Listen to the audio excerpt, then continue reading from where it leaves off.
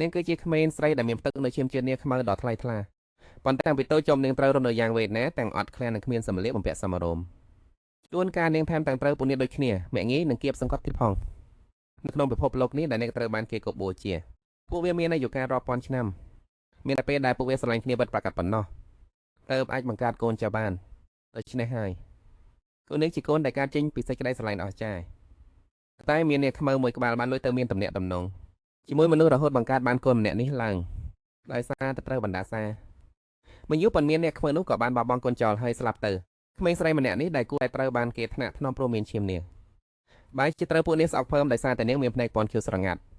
ពួកវាមិនព្រមទូលសកលថាក្មេងដែលជាកូនកាត់រវាងមនុស្សនិងអ្នកនេះជាពុកម៉ែរបស់ខ្លួនឡើយដើម្បីលាក់បាំងពីអត្ថភាពរបស់នាងពួកវាបានបោះនាងទៅក្នុងរូងភ្នំទុកឲ្យរត់រៀនមានជីវិតតាមយថាកម្មចំពោះការគាសង្កត់ពីសំណាក់ក្មេងនេះក៏ដទៃទៀតក្មេងស្រីម្នាក់នេះមិនដែលតបបាត់ឡើយនាងគ្រាន់តែត្រាំប្រយ៉ាងស្ងៀមស្ងាត់ព្រោះនាងដឹងថាខ្លួននឹងសោយជាងពួកនាងសុទ្ធប៉ុន្តែនាងជឿថាប្រសិនបើនាងមានភាពអត់ធ្មត់ជីវិតដ៏ជូរចត់របស់នាងនឹងដល់ថ្ងៃបញ្ចប់ប៉ុន្តែវាសនាដែលខកខៃដូចជាកង់ក្រទេសដែលបានកាន់កំទេចនាងជាលើកទី2នោះតែម្នាក់គាត់ដែលមើលថែរក្សានាងថ្ងៃនេះក៏ត្រូវចាក់ចេញទៅដែរពីដំបូងដែលអ្នកមិញមើលថៃអុយ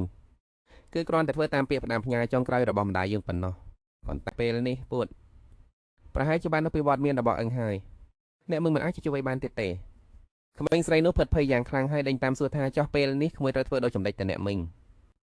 មិញបានឆ្លើយថាក្រៅពីម្ដាយដែលស្លាប់ទៅហើយនោះតែមិននៅមានសញ្ញាតំណាក់ទៀតទ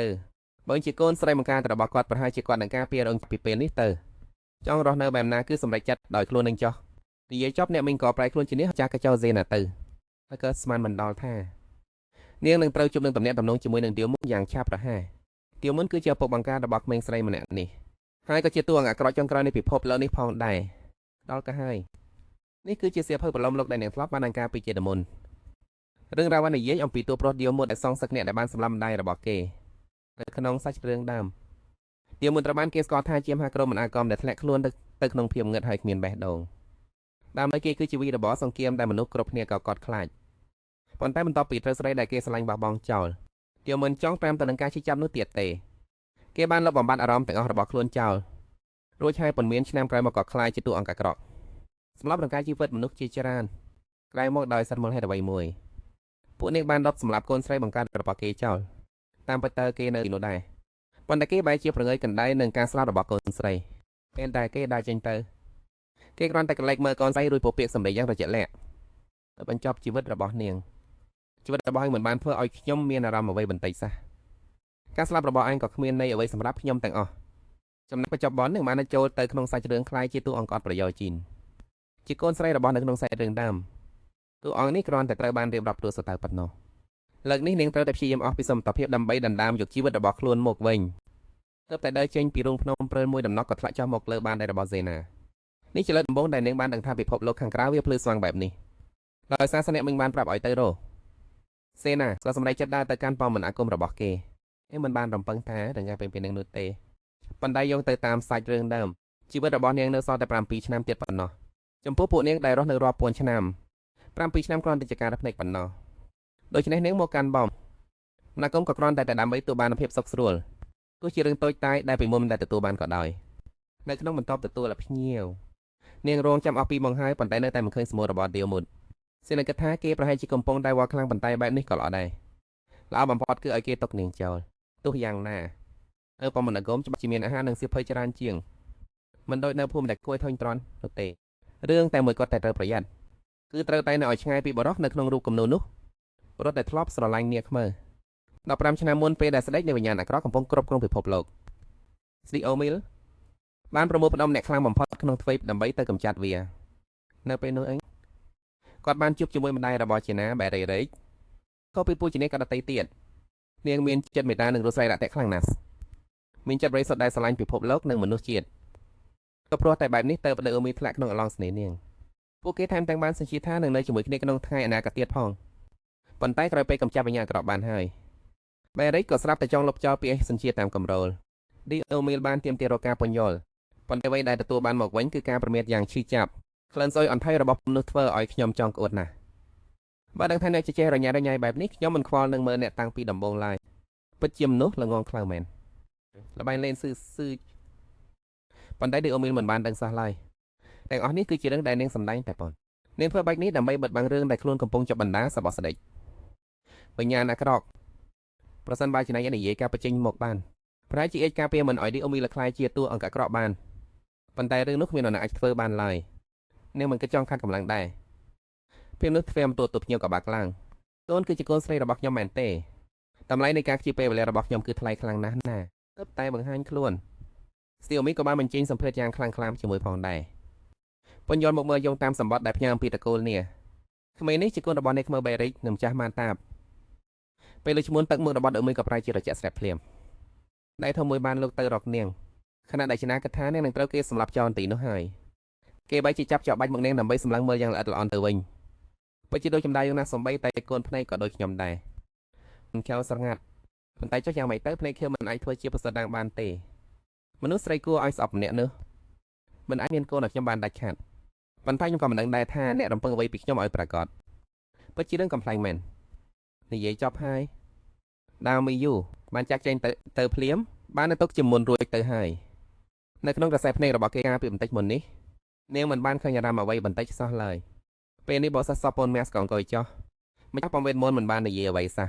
នៃរបស់គេគឺចាប់ពីពេលនេះទៅរករឿងទាំងអស់នឹងត្រូវដោះស្រាយដោយគេផ្តោហើយនិយាយមើលទៅគួរឲ្យខ្ញុំចាត់ការអង្គយ៉ាងម៉េចទៅគេមានឈ្មោះថា Michael ជាមនុស្សដែលស្មោះត្រង់បំផុតចំពោះ Diamond ហើយក៏ជាកូនចិញ្ចឹមម្នាក់ដែរក្រោយមកនៅពេលដែល Diamond ខ្លាយជាតួអាក្រក់ Michael គឺជាមនុស្សដែលរួមចំណែកធំបំផុតគេក៏ត្រូវបានគេចាត់ទុកថាជាអ្នកជំនាញវេទមន្តដែលពូកែបំផុតបន្ទាប់ពី Diomiel បានបងលពុកកំណៃតាំងពីក្មេង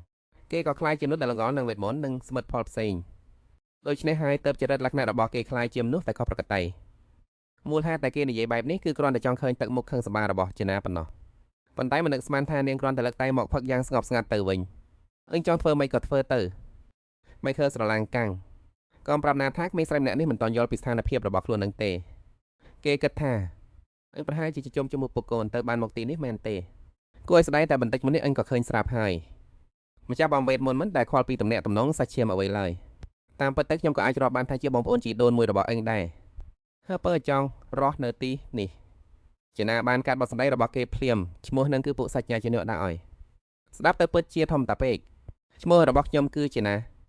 បើមិនឲ្យឈ្មោះអីក៏ធ្វើទៅមិនឃើញនឹកស្មានមិនដល់ថាការរបស់គេបែរជាមានប្រសិទ្ធភាពសោះឡើយប្រហែលជាដោយសារនាងមានឈាមនេះទៅនាងមិនមានសញ្ញានៃភាពគ្រោះថ្នាក់សោះគេក៏សម្រេចចិត្តនំនាងដើរទស្សនាបំវេតមុនហើយពេលដើរកាត់តាមបង្អួចចេណាមានការភ្ញាក់ផ្អើលយ៉ាងខ្លាំងនៅពេលឃើញទិដ្ឋភាពខាងក្រៅគឺជាទេពភាពនៃទៀតរដូវដ៏ស្រស់បំព្រងឃើញនឹងឈើមើល Michael ក៏ប្រញោមចំណេញនាងដើរទៅមុខបន្ទាត់បើស្ទាក់ស្ទើរអាចនឹងវងវិញលើបានណាបង្អួចនឹងពីដានទាំងអស់កម្មចិនដើរនៅទីនេះសុទ្ធតែត្រូវបានបង្កើតឡើងដោយវេទមន្តជាពិសេសគឺសម្រាប់សត្វលោកតូចតាចខ្សោយដូចជាដងគ្រាន់តែធ្វើប្រហែលបន្តិចនឹងធ្លាក់ចូលក្នុងអន្ទាក់ភ្លាមឃើញអីទេគួរឲ្យខ្លាចណាស់មែនទេចេណាគ្រាន់តែគិតថាគេពិតជាក្មេងពេកនាងមិនដែលធ្លាប់ស្រមៃចង់បានក្តីស្រឡាញ់ពីគ្រួសារឡើយក៏មិនដែលភ្លេចការពិតដែលថាទោះបីជាទៅដល់ទីណាក៏ដោយខ្លួនក៏គ្មានអ្នកណាចង់ស្វាគមន៍ដែរបន្តមកអ្នកទាំងពីរទៅដល់បន្ទប់អាហារហើយចេណាក៏ចាប់អារម្មណ៍នឹងអាហារភ្លាមឃើញក្មេងចម្លែកគណៈមនុស្សគ្រប់គ្នាយកភ្នែកមើលមកដោយការងឿងឆ្ងល់ស្រែកឡើងថាពួកគេមានពាក់ព័ន្ធស្អីជាមួយពួកឯងបើតំណេពេកចេះតែមើលកាសក៏ស្រូវរឿងខ្លួននឹងទៅកំឡុងពេលដែលគេកំពុងតែខឹងចេណាក៏ឆ្លៀតឱកាសលួចចំណំប៉ាំងមួយចំនួនជាប់ខ្លួនមិនឃើញយកចាននឹងដៃគៀបអាហារមកឲ្យហុចវាមកៅខ្ញុំមកឬមួយក៏ពូជនាងមិនចេះរបៀបញ៉ាំអាហាររំនោះមែនទេប្រាប់ទុកមុនថានៅទីនេះគេហាមដាច់ខាតរឿងខ្ជិះអាហារដូច្នេះបន្តិចទៀតនឹងត្រូវញ៉ាំឲ្យអស់ចេណាខាងមួយមាត់សាច់ចំប៉ង់ទល់ល្មើយធ្វើឲ្យភ្នែកនាងភ្លឺថ្លាឡើងភ្លាមមិនឃើញមើលដោយការសង្ស័យមើលទៅដូចជាក្មេងម្នាក់នេះទៅតែបានញ៉ាំនំប៉ោងជាលើកដំបូងអញ្ចឹងអ្វីដែលគេមិននឹកស្មានដល់នោះគឺចេណាកំពុងតែស្រត់ទឹកកភ្នែកប៉ុន្តែនាងក៏ជូតចេញយ៉ាងលឿនហើយនិយាយដោយទឹកមុខស្ងប់ថាអ្នកមើលចោលអំហើយគាត់ថាប្រហែលជានំប៉ោងប្រហែលជាមានរសជាតិប្លែកក៏សាខាមួយម៉ាត់មើលវាគ្រាន់តែជានំប៉ោងធំតាន់តាទៅគេហៀបនឹងសួរទៀតប៉ុន្តែខ្សែភ្នែករបស់ចេណាក៏ខាត់ទុករួចនិយាយថាយកនំប៉ោងឲ្យខ្ញុំបន្ថែមទៀតមកមិនយូរប៉ុន្មាននាងក៏ញ៉ាំអស់រាប់សិបដុំមិនឃើញដល់ទៅស្រឡាំងកាំងហើយក៏ប្រញាប់ដាក់របាំងការពារសម្លេងភ្លាមឯងគឺជាមនុស្សពេកមែនឬត្រឹមតែប៉ុន្មាននាទីញ៉ាំអស់រលឹងបែបនេះមិនមែនតែខ្ញុំជាអ្នកគ្រាន់តែដូររូបរាងមកជាមនុស្សប៉ុណ្ណោះរាងកាយដែលធ្ងន់រាប់រយគីឡូក្រាមជារៀងរាល់ថ្ងៃក៏សុទ្ធតែញ៉ាំច្រើនបែបនេះរហូតប៉ុន្តែនៅក្នុងភូមិអាហារមិនបានឆ្ងាញ់បែបនេះទេពួកគ្នាក៏មិនដែលរៀបចំអាហារទុកឲ្យខ្ញុំដែរខ្ញុំអាចត្រឹមតែចេញទៅរកកែសិតព្រៃនៅតាមរងភ្នំតែប៉ុណ្ណោះកំឡុងពេលដែលនាងកំពុងតែរៀបបន្ទិយកអាហារបន្ថែមស្រាប់តែមានអារម្មណ៍ថាមានក្រសែភ្នែកសម្លឹងមកដោយក្តីអាក្រក់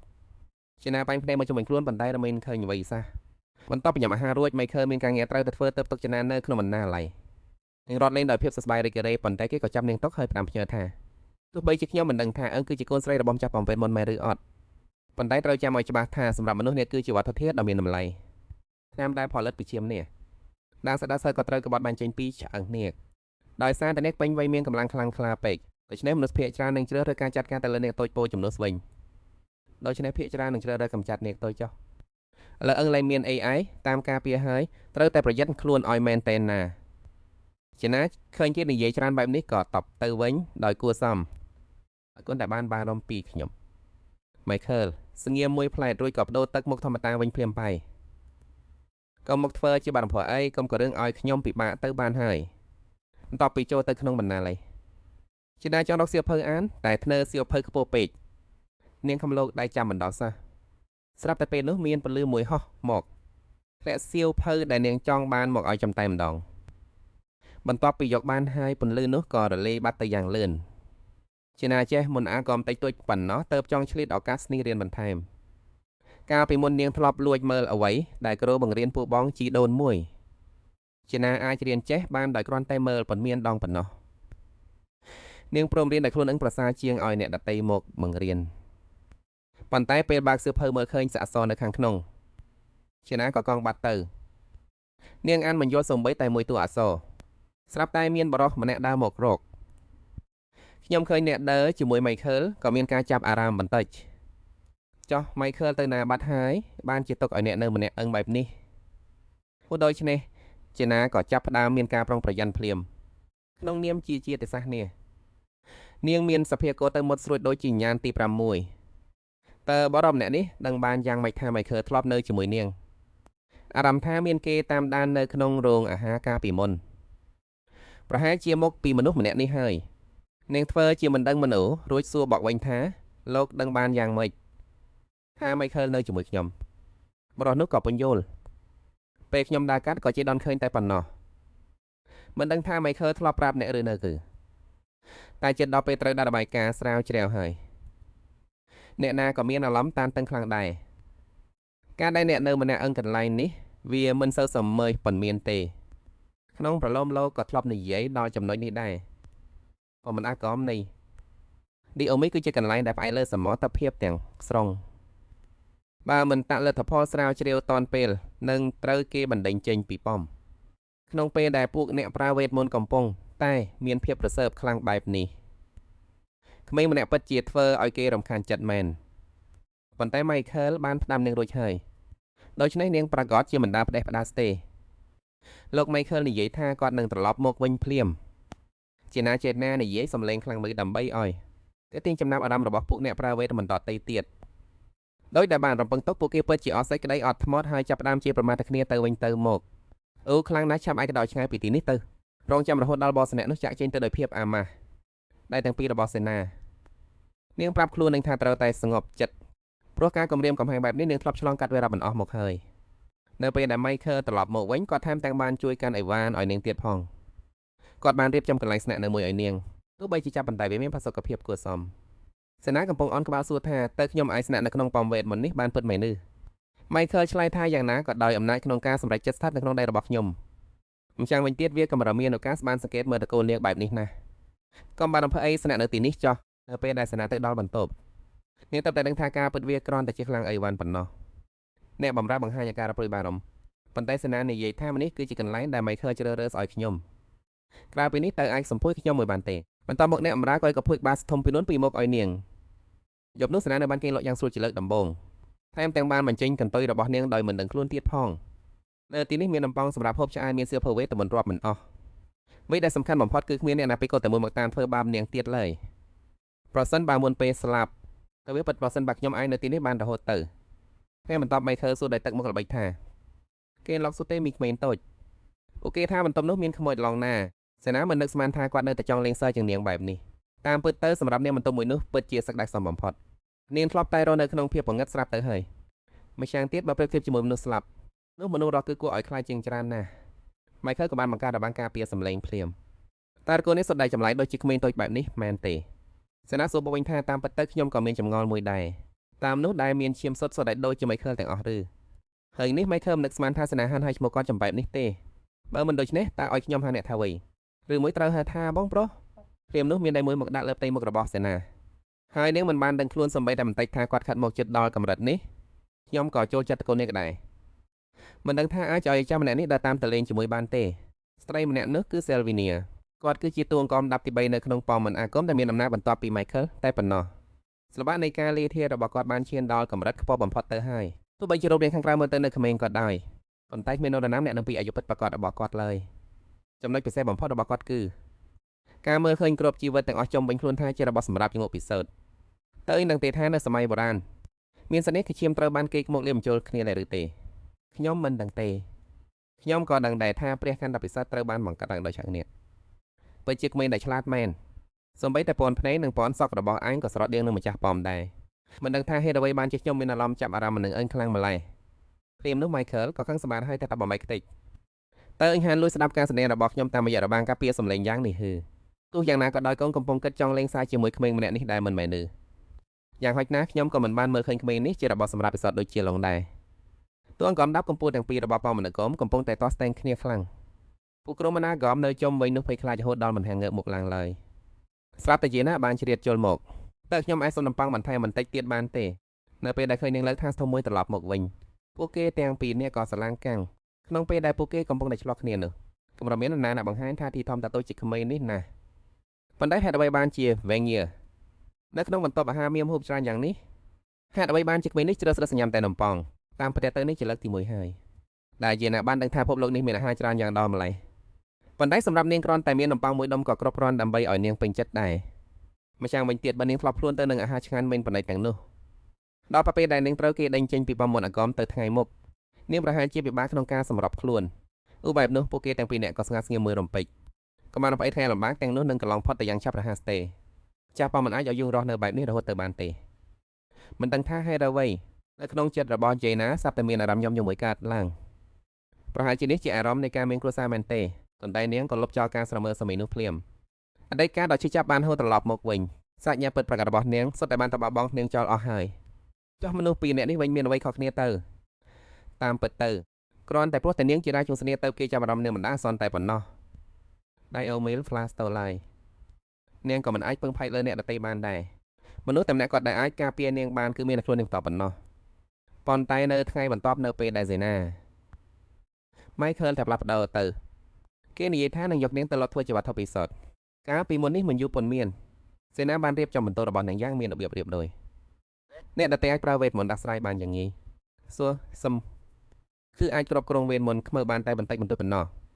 ហើយរឿងនេះក៏មិនងាយនឹងពឹងពាក់អ្នកដទៃដែររៀបចំរួចសេនាក៏អប់គំនូសម្លៀកបំពាក់ចាស់ដើម្បីរកកន្លែងមកទើបតែពេលនោះមានគ្រូថ្មពីរនាក់ដើរមកនាងប្រញាប់គេចចេញព្រោះក្រោយរឿងការម្សិលមិញនាងកាន់តែមានអារម្មណ៍រសើបជាងមុនឬពួកគេតាមផ្លូវកំពុងតែចែកគ្នាអំពីប្រធានបកស្រាវជ្រាវសេនាក៏លួចធ្វើចិត្តបន្តិចហើយដើរតាមពីក្រោយមើលទៅហាក់ដូចជាមានតែនាងម្នាក់ទេដែលគ្មានការងារធ្វើបែបនេះពេលនោះស្រាប់តែមានគ្រូថ្មម្នាក់មកស្ទាក់ផ្លូវពួកគេពួកកងស្រាវជ្រាវអស់ជាច្រើនថ្ងៃច្បាស់ជាហត់ហើយមែនទេដើម្បីឲ្យពួកកងសោះស្រាយបន្តិចទុកឲ្យខ្ញុំជួយចោះគ្រាន់តែនិយាយចប់ទឹកមួយកំភ្លៀងក៏ចេះមកចំសេនានាងមិនអាចកិច្ចបានពេលឡើយសម្លៀកបំពាក់នៅលើខ្លួនរួមទាំងគំនូសម្លៀកបំពាក់ចាស់ហុំនោះសាមជុកអស់មិនបាច់បោកទៀតក៏បានប៉ុន្តែបែរជាគ្មានកន្លែងហាទៅវិញកាលពីមុននៅក្នុងរោងភ្នំនាងអាចបំផ្លាញខ្លួនជានេះហើយហោះចេញទៅខាងក្រៅយ៉ាងសេរីប៉ុន្តែនៅក្នុងបំវេតមុននេះគឺដាច់ខាតមិនអាចធ្វើបែបនោះបានឡើយគ្មានផ្លូវជ្រើសរើសផ្សេងទៀតសេនាក៏សម្រេចចិត្តថាយប់នេះនឹងស្លៀកសម្លៀកបំពាក់សាមទាំងបែបនេះចូលគេងយ៉ាងណាក៏ដោយក៏មិនអីដែរថ្ងៃបន្ទាប់នៅកន្លែងបរិភោគអាហារសេនាក៏បានសួរសុខទុក្ខ Michael អញតឹងច្រមុះមែនទេឬមួយក៏កំពុងតែធ្វើខ្លួនឲ្យគួរឲ្យស្រឡាញ់សេនាបញ្យល់ថាខ្លួននាងកំពុងផ្ដាសាយនាងក៏ចេះផ្ដាសាយដែរឬម្ចាស់ប៉មធ្លាប់និយាយថានាងមិនដែលឈឺឃើញសេនាស្មានថានោះច្បាស់ជាពាក់កោះហាក់ហើយដែលមកបង្កើតឡើងដើម្បីបកដៃអូមីលព្រោះថាក្របសត្វលោកទាំងអស់សុទ្ធតែអាចឈឺបានម្យ៉ាងវិញទៀត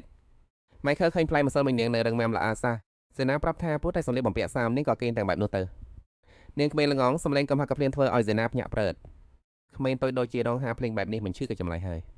យបោកខោអានឹងប្រើវេទមន្តតែក៏ចប់បាត់ហើយមិនមែនអញ្ចឹងទេហេគេណាមានអារម្មណ៍អៀនខ្មាស់បន្តិចព្រោះនាងមិនដែលបានរៀនប្រើវេទមន្តពីមុនមកសះធ្វើមកឆ្លួញប្រជាក៏មកចេញចោះដែលហាននិយាយថាមនុស្សជាតិជាពូជសាសថោកទាបនោះឥឡូវតាណាហើយតែជាមួយខ្ញុំមួយផ្លែតទៅបន្ទាប់ពីញ៉ាំ Selvengia គូធ្វើយូរណាស់ហើយតែមិនឃើញមានអ្នកឆ្លើយតបសោះស្រាប់តែខ្សែភ្នែករបស់ Michael ក៏ត្រជាក់ស្រេបឡើងមកមើលទៅប្រហែលជាមានតែវិធីនឹងទេដែលអាចប្រើបានឪនេះពិតជាងងមែនមិនដឹងទេហេថាពួកអ្នកប្រើវេទមន្តវាក្រោះថ្នាក់កម្រិតណាក្លាហានពេកហើយដែលហានដើរតាមខ្ញុំមកដោយមិនមានការការពារខ្លួនអីសោះខ្ញុំនឹងយកឲ្យត្រឡប់ធ្វើជាវត្តេពើសតចោលនិយាយចប់ក៏ប្រើវេទមន្តចាប់ខ្លួនជេនីគេយូរនាងដើរទៅបានមួយសន្ទុះមិននឹកស្មានថារាងកាយតូចចល័ងនេះមានទម្ងន់រាប់រយគីឡូទៅវិញទោះជាយ៉ាងនោះក៏មិនព្រមដាក់នាងចោះដែរនៅពេលដែលគេរាប់រងងវេទមន្តដល់ស្មុគស្មាញមួយក៏លេចចេញមកភ្លាមបញ្ជូនអ្នកទាំងពីរទៅដល់ហាងឡុកសម្លៀកបំពាក់មួយកន្លែងឃើញម៉ៃកភ្លាមក្រុមបុគ្គលិកក៏នាំគ្នាសម្រុកចូលមកស្វាគមន៍យ៉ាងរំភើបទៅតែនឹងត្រៀមអួតទៅខ្លួនបន្តិចស្រាប់តែងាកក្រោយមកឃើញជានៅមានតែមុខសប៉ាស្រពោនចង់ឡុកខ្ញុំពិតមែនហេបើអីchẳngមែនជួយកែច្នេះខ្ញុំឲ្យទៅជាដៀងសក្តិសិទ្ធិទៅវិញទៅនឹងជឿជាក់បែបនេះសោះខណៈដែលគេកំពុងតែព្យាយាមពន្យល់ពួកបុគ្គលិកក៏ដាច់ចិត្តហើយចង់តែដេកខោអាវឲ្យគេភ្លាមតែម្ដងថាជាចិត្តតានបញ្ជាវចាស់ដល់បណ្ណិតដូចជាតែត្រេបដោះហុំឆ្អៅនោះទេសម្បីតែជិតបដតថ្លៃធ្នូនឹងស្រស់ស្អាតនោះពួកគេក៏ចង់ឲ្យគេសាកល្បងដែរប៉ុន្តែបែរជាទៀមទាឲ្យលុបចោលការបញ្ជាទិញរបស់ខ្លួនទៅវិញហើយបដូរមកកុំបានខោអាវឲ្យយេណាវិញពិធីរំលែងរបស់ផែននេះខ្ញុំនឹងមិនចូលរួមទេសួស្ដីមានចិត្តកុលផងខ្ពស់ប៉ុន្តែក្នុងក្រសែភ្នែករបាយជាមើលឃើញដោយការចំអាក់ទៅវិញគោលរបស់គេគឺមហាវេទមន្ទាវមុនព្រះនាងលះគឺជាមេមីរបស់គេហើយក៏ចិនដៃរបស់ទូតប្រូឡូជីកនៅក្នុងបលំលោកនេះដែរក្នុងយុទ្ធនាការកម្ចាត់នៅពេលក្រោយក៏នឹងក្លាយជាកោដៅសំខាន់ដែលដូមីលតាមសម្លាប់ចំណែកបន្តថ្ងៃណាមួយគេនឹងក្លាយជាអ្នកដែលជួយជើងធ្វើឲ្យមេមីរបស់ខ្លួនត្រូវស្លាប់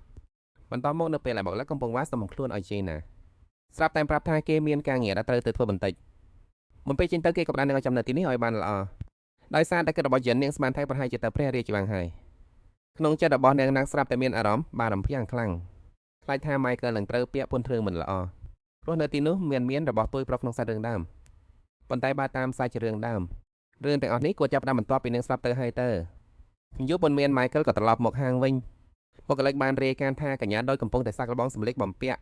់ទោះបីជាកញ្ញាដូចមានអាយុ10ឆ្នាំក៏ដោយប៉ុន្តែបើធៀបនឹងក្មេងដទៃទៀតនាងមើលទៅស្កាំខ្សោយខ្លាំងណាស់ដូច្នេះពួកគេក៏យកថ្នាក់សម្លៀកបំពាក់របស់ក្មេងអាយុ7ឆ្នាំមកឲ្យនាងសាកល្បងឧបាយនេះហាក់ស្ទើរតែមិនជឿនឹងទៅចិត្តខ្លួនឯង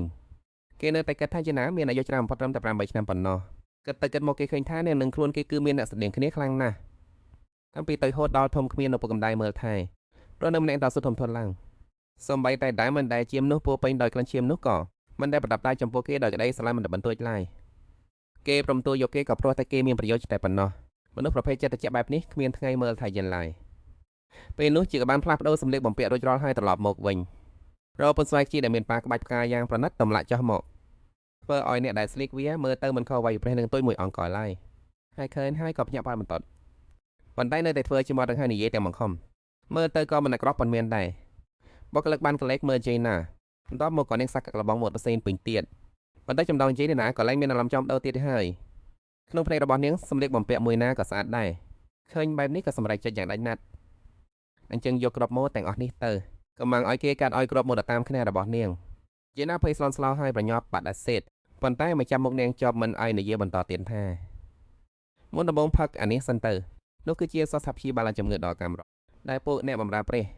សម្រាប់ខ្ពស់ត្រូវប្រាថាពោដល់ពិសេសយ៉ាងច្រើនទៅមកផលិតបានជាអ្នកដឹងថាវេទតែខ្លាំងណាស់ទៅនាងមិនព្រមផឹកដាច់ខាតសម្លៀកបំពាក់ឬក៏ថ្នាំពេទ្យសម្រាប់នាងគឺជារបស់ដែលហួសហេតុពេកហើយពេលទីសួរសើរាល់អ្វីដែលខ្ញុំធ្វើនេះគឺសុទ្ធតែធ្វើដើម្បីខ្លួននឹងទាំងអស់ទេការដែលខ្ញុំកំងដែលខោអាវឲ្យយើងគឺព្រោះតែខ្ញុំអត់ចង់ចូលរួមពិធីជប់លៀងរបស់អ្នកមិញអឹងទេចំណែកឆ្នាំនេះវិញគឺខ្លាចអឹងឆ្លងផ្ដាសាយមកខ្ញុំតែប៉ុណ្ណោះយល់ហើយមែនទេហាមាត់មកទៅតែលេបឆ្នាំរួចជាណាក៏មានអារម្មណ៍ថាខ្លួនប្រានស្រាខ្លួនដូចជាហោះបានអញ្ចឹងក៏កលែងឈឺដូចមុនទៀតឃើញនាងត្រឡប់មកមានកម្លាំងវិញមិនឃើញក៏ដកដងហើមធំដោយធូរចិត្តបើពួកគេណាស់លើក្រោយសាក់ជឿទៀតមើល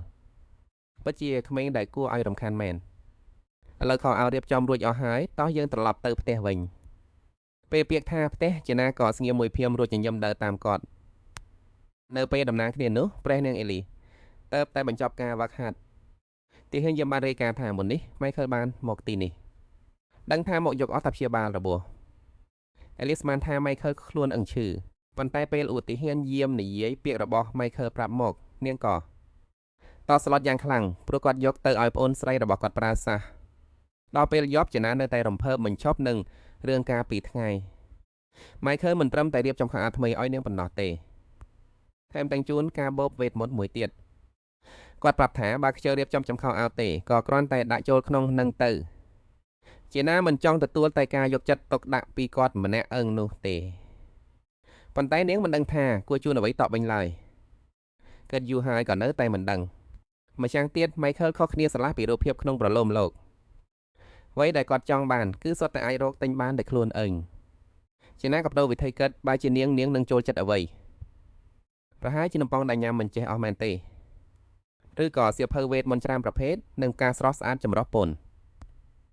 ប៉ុន្តែផ្កានៅក្នុងបំវេទមន្ត Michael ប្រហែលជាឃើញរាប់ភ្លេចទៅហើយព្រាមនោះជាណាក៏នឹកឃើញគំនិតមួយនាងស្វែងការបបដើរចេញទៅដោយស្ងាត់ក្នុងពំវេទមន្តមានទ្វារជាច្រើនដែលអាចនាំទៅកាន់គ្រប់ទីកន្លែងលើពិភពលោកហើយក៏មានទីកន្លែងសម្ងាត់មួយចំនួនទៀតក្នុងប្រឡោមលោក Diamond តែងតែអង្គុយគឺក្នុងសួនមួយជាកន្លែងដែលមានផាកម្របំផុតក្នុងចក្រភពប្រកាសណាស់ Michael ប្រហែលជាមិនដែលឃើញទេសូមពេលថ្ងៃនេះ Diamond មិននៅជាណាក៏សម្រេចចិត្តប្រថុយទៅបេះផ្កានៅទីនោះប៉ុន្តែពេលដែលនាងទៅដល់ Diamond ក៏ត្រឡប់មកវិញតាមរយៈរង្វង់វេទមន្តទូគំនាងកំនៅជាន់ទី2នៃសាធំក្នុងបំវេទមន្តមានទ្វារឈើមួយធំតាដែលគ្រាន់តែអាចប្រើការបានក្នុងលក្ខខណ្ឌពិសេសតែប៉ុណ្ណោះតាមការណែនាំសេនាឲ្យសរមីឃើញសួនផ្កាប់នោះពលឺមួយបានចេះចាំយ៉ាងខ្លាំងត្រឹមតែមួយប៉ាព្រិចភ្នែកនាងក៏មកឈរនៅកណ្ដាលវាផ្កាដ៏ធំលឹងល្បីគ្មានទីបញ្ចប់សេនាពិតជាមិនអាចជឿឡើយនៅក្នុងប៉មកំសត់អាប់អ៊ូននោះបែរជាមានកន្លែងស្រស់ស្អាតដល់ថ្នាក់នេះទៅវិញនៅលើដីគឺជាផ្កាឡូសៀនវាជាការដែលថ្លៃថ្នូរបំផុតដែលនាងធ្លាប់បានឃើញប៉ុន្តែពេលនេះមិនមែនជាពេលមកជួយគួយកូនទេនាងត្រូវតែប្រញាប់ពេលវាចុងជាងជាបាច់បានលឿនសេនាក្រឹសត្រូវយកកាត់ធ្វើជាកាដូដោយសារនាងគិតថាផ្កាគឺជាដំណើរដ៏ល្អឥតខ្ចោះនៃភាពហួសហេតុជារបស់តូចតាចដែលស្រស់ស្អាតបណ្ដេញគ្មានប្រយោជន៍អ្វីសោះការពិចិត្រមុនទោះបីជាមានសារសំខាន់យ៉ាងណាក៏ដោយនាងដែលទទួលបានផ្កាពីអាំអ្នកឡាយពេលនេះបានចាប់ចិត្តថ្មីហើយសេនាគិតថាយ៉ាងហោចណាស់នៅក្នុងជីវិតនេះនាងត្រូវតែមានផ្កាមួយបាច់ឲ្យបានតែពេលនោះឯងសំឡេងដ៏ត្រជាក់ស្រែបមួយបានបន្លឺឡើងពីក្រោយខ្នងសួនរបស់ខ្ញុំបែរជាមានកណ្ដោលួចចូលបានទៅរួចរំពេចនោះសេនាកញ្ញាសាច់ញ័រខ្លួននាងបែរក្រោយទៅឃើញទឹកមុខដ៏ត្រជាក់ស្រែបរបស់ឌីអូមីលហេតុអ្វីបានជាលងមកទីនេះនៅក្នុងការរស់នៅជាទី2នេះសេនាបានយល់ឃើញរឿងមួយមនុស្សម្នាក់គួរតែមើលជោគវាសនារបស់ខ្លួនឲ្យច្បាស់បើលោកខ្លួនចង់បានអ្វីដែលមិនមែនជាវាសនារបស់ខ្លួនមិនយូរមិនឆាប់ក៏នឹងជួបតែគ្រោះកាចដូចជាពេលនេះអញ្ចឹងតាមពិតទៅអឹងចូលមកទីនេះដោយរបៀបណាកន្លែងនេះមិនដែលឲ្យរណាដឹងឡើយ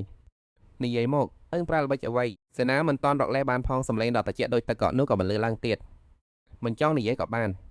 ទោះអឹងចូលមកដោយរបៀបណាក៏ដោយគ្រាន់តែខ្ញុំកំចាត់អឹងចោលគឺគ្រប់គ្រាន់ហើយក្នុងមួយប៉ាព្រិចភ្នែកនោះរូបភាពរបស់ឌីអូមីលបានទស្សគ្នានឹងឪពុករបស់នាងការពីជាតិមុនការចងចាំដែលឈឺចាប់ដែលធ្លាប់ត្រូវគេធ្វើបានហូរត្រឡប់មកវិញដូចជាខ្សែភាពយន្តធ្វើឲ្យសេនាខ្លាចជាភ័យខ្លាចរហូតដល់ផ្លេចសំបីតែរត់គេចកូនខ្សោយកូនចេះតែចូលមកទីនេះគឺជាកំហុសរបស់កូនពិតមែនព្រោះដូច្នេះឌីអូមីក៏ឈប់កោវិជាបញ្ជារបស់ត្រកូលនាគមែនទេបើយើងមកចិត្តខ្ញុំដើម្បីលួងលោមឲ្យខ្ញុំប្រើអំណាចមែនទេមើលទៅមិនថាជាមនុស្សឬជាអ្នកសត្វដែលដូចគ្នាទាំងអស់ចេះតែប្រើក្មេងតូចដើម្បីពេញផលប្រយោជន៍ផ្ទាល់ខ្លួនចិនបដិយ៉ាងរួចរាន់រួចនិយាយថានេះប្រហែលជាការយល់ច្រឡំទេគឺមីលសើចហើយទាំងត្រជាក់ស្រែបយល់ច្រឡំពិតជាលេះដែលងាយស្រួលមែនមកកន្លែងបែបនេះមិនមែនជាចរិតលក្ខណៈរបស់ពួកនាងទៅពួកកងនេះខ្ញុំបានប្រាប់ហើយថាអឹងមិនមែនជាកូនរបស់ខ្ញុំទេកសែភ្នែកនោះគឺដូចគ្នាបេះបើដឹងជាទីមុនរបស់នាងគ្មាននរណាម្នាក់ចង់ទទួលយកនាងឡើយទោះបីជានាងប្រឹងបង្ហាញឲ្យឃើញការប៉ັດយ៉ាងណាក៏ដោយទៀវមីលក៏មិនតែជានាងដែរជាអ្នកទិញតបក្នុងចិត្តរួចបញ្យល់ថានាងគ្រាន់តែដើរវង្វេងផ្លូវប៉ុណ្ណោះហើយបានរកឃើញសួនច្បារនេះដោយចៃដន្យនាងលែងរំពឹងចង់បានក្តីស្រឡាញ់ដែលគ្មានថាភាពនោះទៀតហើយកូនមិនមានគោលបំណងអ្វីពិសេសទេក្រោយទៀតកូននឹងមិនចូលមកទីនេះទៀតឡើយនិយាយចប់យេនៅក្បែរក្នុងរៀបនឹងដើរចេញទៅសំណាងល្អដែលឌីអូមីលមិនបានដេញនាងចេញពីបំវេទមន្តប៉ុន្តែភ្លាមនោះគាត់ក៏ហៅនាងឲ្យឈប់ពួកគេថាពួកនាងមានអាយុយឺនយូររាប់ពាន់ឆ្នាំរាងកាយរឹងមាំមិនមានជំងឺដង្កាត់ហើយក៏មិនត្រូវបានបណ្ដាសអ្វីឡើយអ៊ីចឹងហេតុអ្វីបានចំណាយរបស់អឹងស្លាប់ទៅនឹងពិតជាស្លាប់មែនឬជាអ្នកស្ងៀមស្ងាត់អស់មួយសន្ទុះរឿងម្ដាយកូនស្ទើរតែគ្មានការចងចាំអ្វីសោះប្រសិនបើការនោះគាត់ធ្លាប់ហក់ប្រហែលជាមកពីគាត់មានរឿងពិបាកនឹងនិយាយប្រាប់លោកកថាបានមើលតាមខ្នងរបស់យានដែលកំពុងដើរចេញទៅឌីអូមីលមានអារម្មណ៍មោហិចិត្តស្នាមរបបការពី11ឆ្នាំមុនមកដល់ពេលនេះនៅតែឈឺចុកចាប់ប៉ុន្តែគាត់ក៏មិនអាចលាក់ភាពភ្ញាក់ផ្អើលបានដែរជាអាចត្រាំទៅនឹងសម្ភារធម៌ពលរបស់គាត់បានដោយផ្ទាល់តាំងពីជួបមុខគ្នានៅពេលដំបូងមកកម្លេះគាត់មានអារម្មណ៍ថាក្មេងស្រីម្នាក់នេះមានភាពនឹងណោ លើពីអាយុរបស់នាងទៅទៀតអ្វីដែលគួរឲ្យរំខានបំផុតនោះគឺផ្ទៃមុខរបស់នាងវាដូចគ្នាពេកបិទនឹងមនុស្សម្នាក់នោះគ្រានោះពេលដងរបស់ឌឺមីលក៏ស្រាប់តែលោកកញ្ញប់ជាអារម្មណ៍ដែលគាត់មិនបានជួបប្រទេសយូរណាស់មកហើយទោះបីជាគាត់ព្យាយាមបិទបាំងអារម្មណ៍រាល់ពេលដែលគាត់ដល់អ្នកកណ្ណៈនោះក៏គាត់នៅតែមានអារម្មណ៍ថប់ដង្ហើមដដែលមានអ្នកធ្លាប់ប្រាប់គាត់ថាអ្នកនឹងផ្ដល់កំណត់កូនជាមួយតែមនុស្សដែលខ្លួនស្រឡាញ់ពិតប្រាកដប៉ុណ្ណោះដូច្នេះហើយនៅលើលោកនេះពួកនាងទាំងអស់សុទ្ធតែត្រូវបានគេហៅថាជាកូនដែលកើតចេញពីសេចក្តីស្រឡាញ់គេមើលបានប្រាប់ខ្លួនឯងជាច្រើនដងថានោះជារឿងកុហកមនុស្សស្រីដែលធ្លាប់បោះបង់គាត់ចោលគ្មានផ្លូវដែលអាចបង្កើតកូនស្រីម្នាក់មកឲ្យគាត់បានឡើយគាត់តែតែគិតថាខ្លួននឹងមិនចម្ពាក់ចម្ពិននឹងរឿងចាស់ទៀតទេប៉ុន្តែសួនច្បារនេះដែលតាមពិតទៅគាត់អាចបំផ្លាញចោលបានយ៉ាងងាយនោះលោកនៅតែមិនដាច់ចិត្តធ្វើអ្វីម្យ៉ាងដាក់នាងលុះដល់ថ្ងៃបន្ទាប់ចេណាក៏យកបាច់ផ្កាមួយទៅជូនមីកែលចាត់ទុកថាជាការអាគុណដែលបានជួយមើលថែនាងកន្លងមកមីកែលទទួលយកដោយក្តីរីករាយស្រាប់តែក្រសែភ្នែករបស់គាត់ក៏សម្លឹងទៅឃើញនៅទូរបស់ចេណាដែលពោពេញទៅដោយស្នាមរបួសគាត់ដឹងភ្លាមថារបួសទាំងនោះគឺបណ្ដាលមកពីការបេះផ្កាមីកែលដកដង្ហើមធំដោយអស់សង្ឃឹមទៅតែប្រាប់កុំឲ្យឈឺឥឡូវបីជាធ្វើឲ្យយបួរដៃទៀតតែនឹងចោះខ្ញុំមិនอยากឃើញញងកាត់តកាត់ទេយ៉ាងណាក៏អារកនដែរបាច់ប៉ានទៅមើលទៅដូចគាត់បណ្ណាខ្ញុំចូលចិត្តវេណាស់គ្រាន់តែគាត់និយាយចប់ចេណាក៏ស្រស់ស្រាយឡើងវិញភ្លាមបញ្ចប់នៅភាពសោកសាការពីបន្តិចមុនមីកែលមិនយល់សោះថាមានអ្វីក៏ឲ្យរីករាយដល់ថ្នាក់នេះគាត់ត្រៀមនឹងប្រាប់ដំណឹងល្អមួយដល់ចេណាថ្មីនេះគាត់បានសិក្សាស្រាវជ្រាវរកឃើញវេទមន្តប្រភេទមួយនោះគឺការព្រៀងតក់ខ្សែស្រឡាយឈាមមិនយូរទៀតទេគាត់អាចជួយឲ្យចេណាត្រូវបានម្ចាស់បំពេញបន្តទស្សករទោះបីជាចេណាមិនមែនជាសមាជិកផ្លូវការក៏ដោយប៉ុន្តែបើសិនបើមានរឿងអ្វីកើតឡើងមានតែពុកម្នាក់គាត់ដែលអាចការពារនឹងបានប៉ុន្តែចេណាត្រឡប់មិនសប្បាយចិត្តទៅវិញក្នុងវប្បធម៌របស់នាងចូលចិត្តចំណុចមួយខ្លាំងណាស់គឺគ្មានពាក្យថារពុកឡើយព្រោះពួកគេជាសង្គមដែលប្រកាន់យុគមហិបតេយ្យម្យ៉ាងទៀតឪពុកម្នាក់នោះក៏មិនបានចិញ្ចឹមបីបាច់នាងដែរចេណាមិនចង់ចាត់ទុកការមានស្រាប់របស់កូននោះជារឿងពិសេសអ្វីឡើយនាងមិនត្រូវការរពុកទេក៏មិនត្រូវការគ្រួសារដែររបស់ដែលមិនធ្លាប់មានពីមុនមកវាមិនសំខាន់ទេមនុស្សតែម្នាក់គាត់ដែលនាងអាចពឹងពាក់បានគឺមានតែខ្លួននឹងប៉ុណ្ណោះ